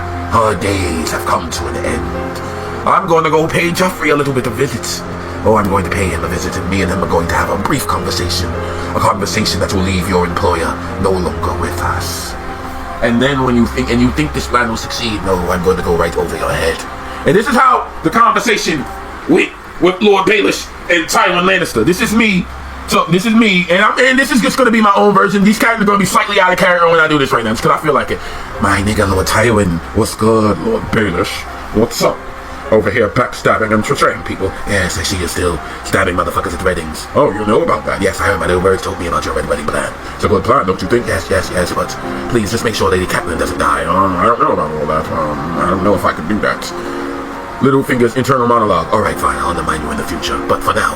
And then he gets back to Lord Tywin. So, Lord Tywin, I have some information that I am privy to. And what might that information be, Lord Baelish? The Tyrells are trying to steal Sansa Stark from under your nose. They want to marry her to Sir Loras. Sir Loras? We won't allow that to happen. We need to circumvent this plan. I suggest that perhaps you should circumvent this plan immediately with someone that is freely available. And you'll always be freely available, for no one wants that nigga. Who are you talking about? Your son, Lord Tyrion. My son, Lord Tyrion? Yes. Give him the enemy of Sansa. It's the least you could do. You can mask it around as gratitude for his efforts during the war at the Five Kings. That does sound like a good idea. Yes, Lord Tywin. I want to get rid of my son. How do we do this? Oh, don't worry about that. I'm planning on getting rid of your grandson, too. Wait, you are? Yeah, yes, don't worry, Lord Tywin. I plan on doing that. Oh, I need to get rid of that nigga anyway. Fine. So we can get rid of all the people that I need killed. Well, at least remove them. Yes, we could do this, Lord Tywin. But these are your family members. I don't fucking care. They're failures. They're not living up to the name of Lannister, so they must die. Oh, damn, you're cold-hearted motherfucker, Lord Tywin. Yes, I know.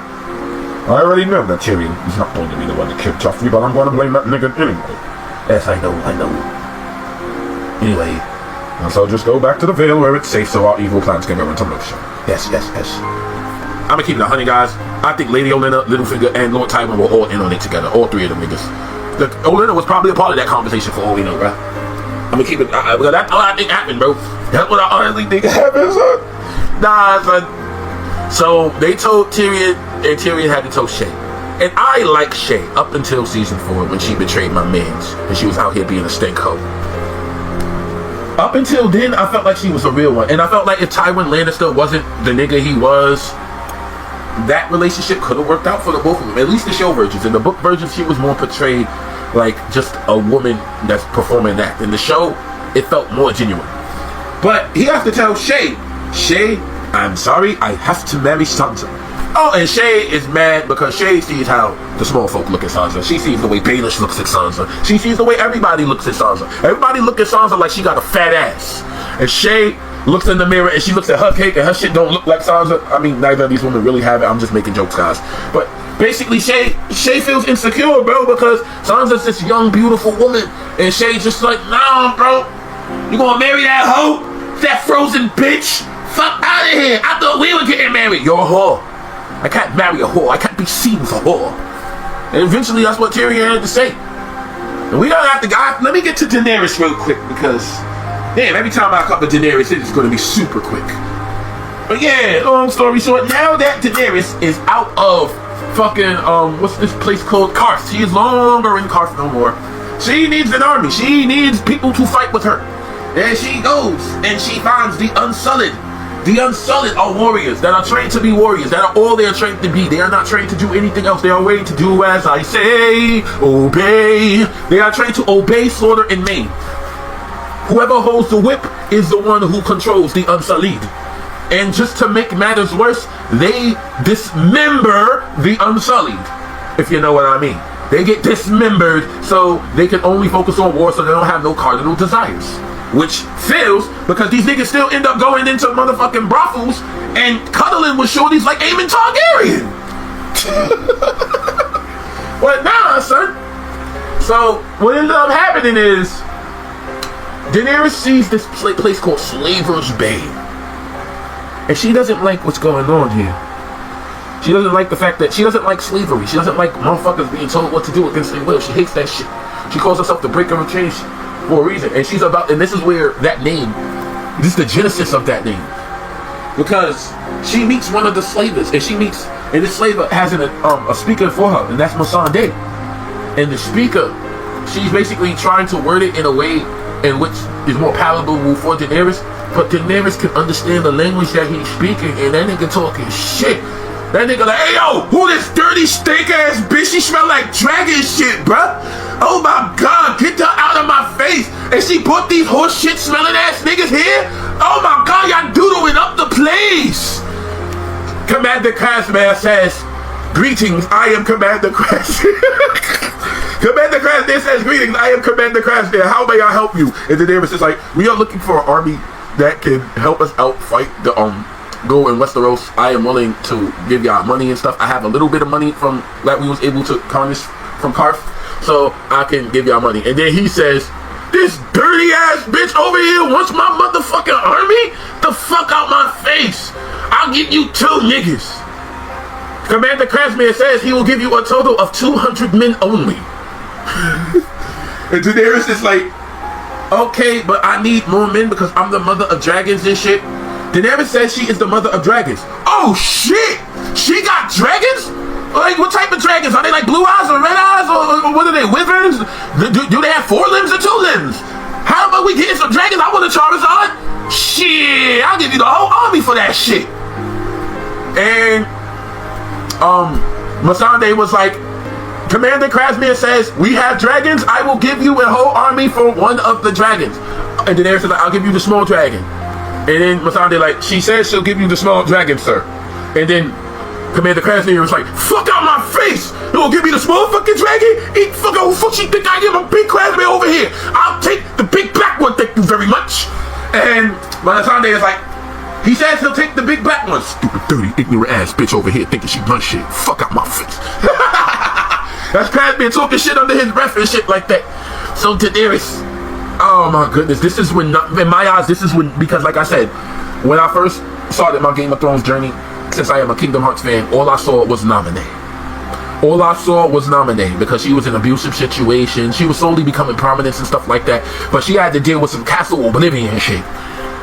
This scene, in my eyes, solidified her as the mother of dragons, the breaker of chains, Daenerys Stormborn of House Targaryen. Because Daenerys said, we got the whip, right? And he was like, yeah. Tell this dumb hoe that now that she hold the whip, she can control them and tell those stupid ass fucking dickless cowards what they do. And then Missandei was like, yeah, he says now that you hold the whip, you hold full command over the Unsullied army. And Daenerys was like, all right, men, march forward. March backward. Bow before me. Raise your spears to the sky. Raise your shields to the sky. She was just testing it out, just giving it a test run, testing. And then she said, this shit. Or more than this, or to leave a toss. Nigga, she said that shit, bro. And when she said that, bro, like, nah, the nigga started stabbing all the slavers, bro. And Krasmir couldn't believe it. He was like, hey, yo, what the fuck? Nah, those are my niggas. Chill. Those are the niggas that I stand in front of the store with, inconveniencing poor women when I go inside. Why are you killing them? And then she said, nigga, Daenerys Stormborn. She said something. She said, Nigani Daenerys Stormborn Nikiki Khaleesi. And bro, he was like, wait, you speak High Valyrian? She said, my name is Daenerys Stormborn. High Valyrian is my mother's tongue. And she was like, no. He was like, no, please, Dracarys! And bro, that little dragon, that little flare shot just blasted that motherfucker, started spazzing around. All 3 of them just started spazzing. Nah, bro. They started working, and then Daenerys, she was walking with her army, looking like a motherfucking badass on the back of a white steed. 3 dragons flying in the back, looking majestic. All you hear is her themes are,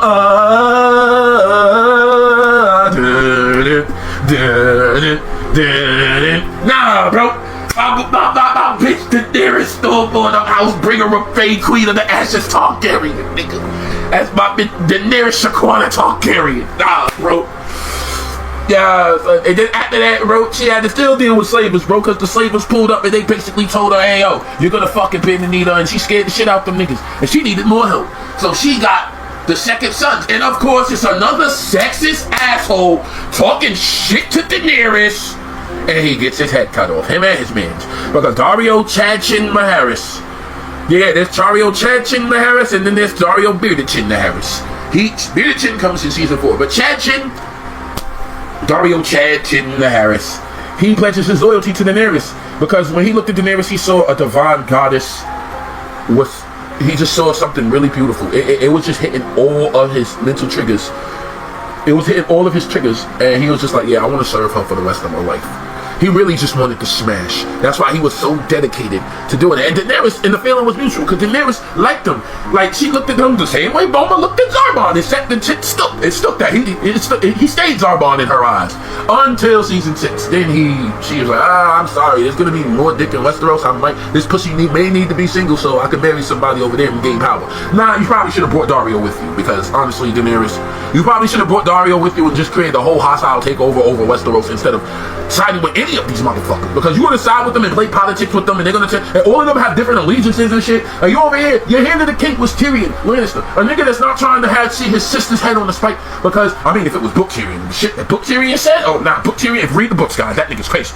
But show Tyrion, he was not trying to kill his family. He was trying to do this in the most peaceful way. You didn't need Tyrion. You didn't need none of them spy masters. Also, real shit, you didn't need Tyrion. You didn't need Varys. And you definitely didn't need Peter Baelish. In fact, Baelish probably would have been more fucking useful. And he probably would have told you to burn shit to the fucking ground and be a monster, bro. And they would have backstabbed you later. And then he would have got burned alive or killed by black people and dragons because he's stupid. But yeah, bro, she didn't need none of them niggas, bro. All she needed was to Jorah Mormont. Dario had. All she needed was the kid she had with her when she started. And the Tyrells. I'm gonna keep it honest, she didn't even need the Tyrells. What happened with the Tyrells? All they did was get smoked. So she didn't even need them niggas. But yeah, long story short, they free the slaves and then they start putting her in the air like, you know, like she just jumped on them off of a concert and shit like that. They're like, Misa! And Daenerys is feeling happy. But now I gotta wrap this video up because it's getting late. So we're gonna cover the last couple of things that happened in season 8. Not season 8, season 3 of Game of Thrones. We're gonna cover the last couple of things. So now that Sansa, she hears about this shit, about her having to marry Tyrion. And Sansa, the first thing she did was, where the fuck is my sugar daddy? Nigga, Sansa went to the bay, bro, and she saw a mockingbird boat sailing away. Away, look at Mackie, yeah. Lord Baelish going to the Vale, watch him sail away. And mind you, while that nigga was sailing away, he was having an evil monologue the entire time. That nigga was like, if it isn't my dickless friend, Lord Varys, you are a serpent, aren't you? So, this is the last time we're ever going to see each other. Indeed, this is the last time we're going to see each other, Lord Varys. For the writers are never going to write our characters in the same room. We will only have to worry. The only time that is ever going to happen is you would either have to watch some of our older content when me and your actors were playing in this comedy Dan Allen special, or you would have to make up your own content where me and you are still in cahoots with each other, or basically fan projects. Yes, that is the only way we'll be able to speak from this point on, Lord Varys. I'm going to miss you, my friend. I'm going to miss you too, Lord Baelish. It's a shame what happens to our characters in the latest season. Yes, it is. I wanted to go out kicking and screaming. Shit, I wanted that Iron Throne, but no. They made me a fucking idiot. They had me in Winterfell, being thirsty, sipping over Sansa. I mean, yes, I do sip over Sansa, but not to that degree. I am a Machiavellian, of course. Yes, and they had me out here spitting in front of people, talking about Jon Snow being the heritage, only to get me burnt alive. I know. Our fates were rather unkind in that universe. It's a good thing that we have Gokai spotted here. It gives us a more kind of fate. Indeed, fan projects are really interesting, aren't they? Yes. But anyway, we need to get back into character, so we need to start acting like we don't like each other. Yes, fuck you, Lord Baelish. Fuck you, Varys. You dickless coward. You diddy snake. Yeah, like I was fucking saying, chaos is a ladder, nigga. Many who try to climb it fail. Never get to climb it again. The fall breaks them. And some, they get a chance to climb, but they refuse. They cling to the realm, or the mother, or gods. Illusions. Only the latter is real. The climb is all that there is. And basically, Sansa's fucked. Because now she got to marry Tyrion.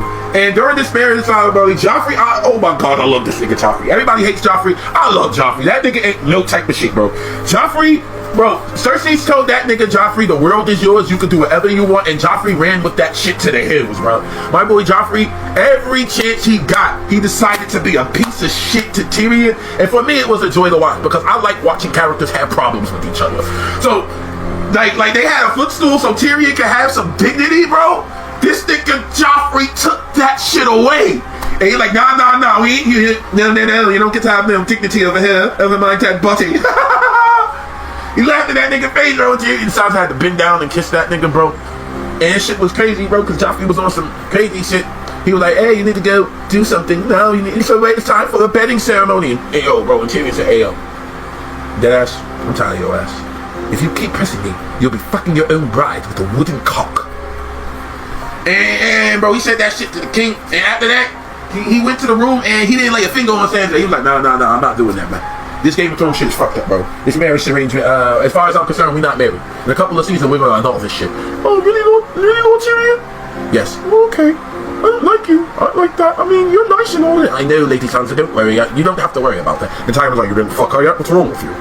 You could fuck all these other whores, but you can't do it to your wife. Bro, she's a hostage in a situation. You literally did this shit to punish me. I did it because you're a Lannister. You always use the word Lannister whenever you need to motherfucking justify something. I hate it here, father. I hate you. I hate you too. But we're stuck with each other because we're both Lannisters. Now, we get to the wedding. Whoa, the fray. Robb Stark needs to cross the bridge. And to do this, Edmure Tully has to marry one of the Frey girls. Now, Walder Frey ain't no type of shit, bro, because he kept all the bad bitches in the back when Robb first pulled up. In fact, like Robb didn't know, like he kept all the best looking women away from the prying eyes, bro. So every time, like, they say, hey, yo, you want to marry Walder Frey's daughter? They were like, oh, nah, they all ugly. It turns out they weren't all ugly. There was a couple of baddies there. And Edmure Tully had himself a beautiful wife. I think her name was Rosalind, if I'm not mistaken. And that ceremony happened. It was ceremonious and stuff like that. The Boltons were happy and stuff like that. And Catelyn was like, Roose, you don't drink? And I'm gonna be real, these words saved my life and are the reason that I don't drink till this day. Guys, for context, the great Gokhan Spartan only drinks on special occasion. He does not drink on a daily basis. He is not an alcoholic, only drinks on special occasion. And I have Roose Bolton to thank for that shit, bro. Because when he said, I don't partake, it dulls the senses, I felt that shit in every core of my body, bro. Because I had to take more people home to their own places of residence than I cared to count because they were drunk and I wasn't. I was the designated take a nigga home guy when it came to alcohol. So when Roose said, I don't partake, it dulls the senses, I felt that shit and I lived by those words ever since, except on like New Year's and shit. But basically, bro, my boy Roose Bolton said he don't drink, but he don't drink for different reasons. The reasons why I don't drink is because I don't want to be a bloody mess. The reason why Roose don't drink is because he got business to do. He got important business to do. Murdering business, slaughtering business. I'm about Lannister sincere regards business to do.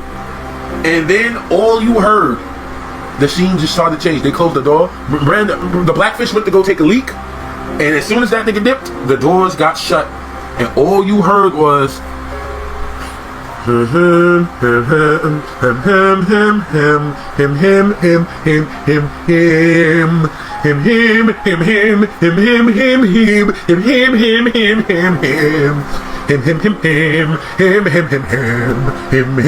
you heard was the tune to the Reigns of Castamere, which is Tywin Lannister diss track against the Reigns and Carbex. It is a diss track. That is the Lannisters' version of They Not Like Us. Bro, all Catelyn heard was, sometimes you gotta pop out and show niggas. And Catelyn was like, she looked at Roose Bolton. And Roose Bolton looked at the look Roose Bolton gave Catelyn, bro. He looked at her the way a serpentine would stare down his mouse-like prey, bro. Catelyn moved that nigga's. He moved his arm. He moved the cloth from his arm and saw chainmail and armor. And she slapped that nigga. She smacked that nigga. Whoa, get down. Power bow. Celestial barrage. Bro, niggas started Kimberly and they shit, bro. Niggas started getting feathered with fucking power bows and fucking bows and arrows and shit. Bro, they shake up Robb Stark's baby mom, bro. They shake her up. No time. It was over for her, bro. She was on the floor gushing. And bro, lifeless eyes, my boy. There was no hope, bro. And Arya, bro, I swear, Arya's always, bro, Arya got the biggest plot armor in the world, bro. And Arya will be there every time motherfuckers are starting to crash out. And Arya will not be touched. She will just be there to see the whole thing unfold. It happened when Ned Stark died. It happened at the Red Wedding. It happened when they fucking kidnapped her and sent them to Harrenhal. And fucking happened in season 8 when Daenerys burnt the city to the ground. Arya is always in the middle of danger and never getting touched. She always sits there to see everybody die. And she'll just be there. I have plot armor. The author loves me. I'm Rogexio in this bitch. Like, nah, bro. Like, Arya, they ain't touching that bitch. No. Nah, bro, should I be cocking in this bitch, nigga? I'm not being touched. Fuck out of here. No one's touching me. I'm leaving everything. Nah, bro, nobody was touching my girl Arya, bro. And they killed. What was this nigga's dog name again? Not Shaggy Dog. That was Rickon's dog. Lady was Sansa's dog. Nymeria was Arya's dog. I think his name was Greywind. Nah, Ghost was Jon Snow's dog. Greywind, yeah, Greywind. Bro, they Kimberly that dog. They said Powerball, Celestial Shot. And that dog, gone. He's straight gone. He was just gone. After that, he was gone. He was gone. He was completely gone. Dead. And bro, it became a bloodbath after that, bro. And Robb Stark, he was still standing. And Catelyn Stark got bold. She saw Walder Frey's wife. She yanked that bitch up. She was like, Lord Walder, enough. On my honor as a Tully. On my honor as a Stark. Let him go. Or I will slit your wife's throat. And bro, my boy Walder was like, you know how many women are in the 7 kingdoms? Please, I'll find another. Bro, he said he'll find another. And Roose Bolton pulled up with the Blake. The Lannisters send their regards. And he just stabbed that nigga Robb. No, Robb, poor Robb. Ah! Lady Catelyn just fucking screamed a wail of terror, bro. And reading this shit in the books was just so sad. In fact, when I watched it in the show, I felt nothing. Nothing at all. Because everybody watched the show following the Starks hoping they would succeed. Not me, nigga. I was on Team Lannister all the way. So he spoke, and so he spoke. That Lord of Castamere, and now the rains leap on his horse, with no one left to hear. I didn't give a fuck until I read the books. Because when you read it in the books, it hits a little bit different. Because you get to see Catelyn's internal monologue, and that shit was sad. She was like, please, don't cut my hair. Ned loves my hair. I was like, nah, bro. The books were so much sadder. The books made me feel things that the show could never. But the show made me feel things that certain other franchises could never. I'm gonna be honest. The franchises that made me feel the most, aside from Power Rangers, because that's what my main channel is for, is Game of Thrones, fucking Kingdom Hearts, and One Piece, bro. Those shits made me feel, bro. Nah, One Piece had me crying over a motherfucking boat, my nigga. Nah, son. Yeah, they all made me feel. Like when Axel gave his life for fucking, because he missed rocks as he was trying to protect Sora from the hordes of nobodies. That shit was crazy, bro. Even in Kingdom Hearts 3, when Riku was standing in front of the fucking shadows, Heartless, and they was nah, bro. Like, some of these stories just, it's crazy. Them niggas died in Kingdom Hearts 3, bro. Terranort showed up and one-shotted everybody, and Donald had to Kamehameha this nigga in order to get rid of him. And then the swarm of Heartless came and killed everybody. It killed and murdered them so completely that Aqua had PTSD. She was seeing evil versions of herself when she looked at them Heartless, bro. Like, nah. But let's get back to Game of Thrones, bro, because I got off track briefly. So we get back to King's Landing, and Joffrey lit, Joffrey happy. He's like, ha ha ha. Down goes the Starks and down goes the Tullys. Those niggas died because they are all ugly. And Lannisters killed them because they ain't shit. They about to feel our wrath and our big fist. Ha ha ha ha ha. We the kings of the rock. Ha ha ha ha ha. The wolves fucking suck. Joffrey was talking his shit, bro. And Tyrion didn't know what the fuck was going on. He didn't know about the Red Wedding. And Joffrey was like, look at this. He sent them a letter. And the letter basically told him everything that happened in the Red Wedding. It said, it looks like Lord Walder found a big fat trout. We made a couple of wolf pelts. Is this bad humor, or Robb Stark is dead? And his bitch mother. Go! Send the letter to Lord Walder. Let me get Robb Stark's head. I want to serve to Sansa at my wedding feast. You will not hurt Sansa. You know what? She is no longer yours to torment. Anyone is mine to torment. You should learn that, you little monster. Oh, I am a monster, am I? Perhaps you should speak more softly to me. Monsters are dangerous, and just now kings are dying like flies. I could have your head for that. My dear, please, just stop. Lord Tyrion, this was quite disrespectful. Indeed, trifling. I am the king. You need to understand that. Any man must say that I am the king. There's no true king. Perhaps you understand that when I want your war for you. My father was the real king! He killed Prince Rhaegar! He took the Iron Throne! While you sat here under Casterly Rock! The king is tired. See him to his chambers. I'm not tired! Little nigga, I said you're tired. Go to sleep before I smell the shit out of you in front of your mother. I guess I'm going to bed now. Good night, everybody. Nah, my boy Lord Tywin put that little nigga in bed, bro. You just sent the most powerful man to bed without supper. You're a fool to think he's the most powerful man in Westeros. Nah, my nigga Lord Tywin, bro. He was not playing games with these Starks, bro. He said, I can't beat that nigga, the Young Wolf. That he a YN. All they do is trap in front of Winterfell and talk shit about the Lannisters, bro. I remember last time I went to Winterfell. I haven't been to Winterfell in years, but I see niggas in front of the building just sitting there, smoking hookah, just talking shit to me. Bro, one of them called me a bitch, a toothless lion, bro. I almost hit that nigga, bro, but it was just too many of them. I didn't want to start a war at the time. I don't think I could beat that nigga Rough Talk, bro. That nigga a warrior, bro. You know what? He's stupid, though. I'm just gonna undermine him. I'm gonna undermine him. I already got a plan in motion. Bruce Bolton. Yes. Walder Frey. Yes. Baelish. Yes. Okay, all my evil niggas are in place. Good. A fortnight later. Yes, my evil plan has succeeded. Fuck you, Stark. And now we could live in peace. And there was a small peace after that. Oh yeah, I forgot. Lord Tywin told Tyrion he ain't shit. I don't like you because he told me he ain't shit. He was like, you killed your mother who come into the world. Lord Tywin don't like that little nigga.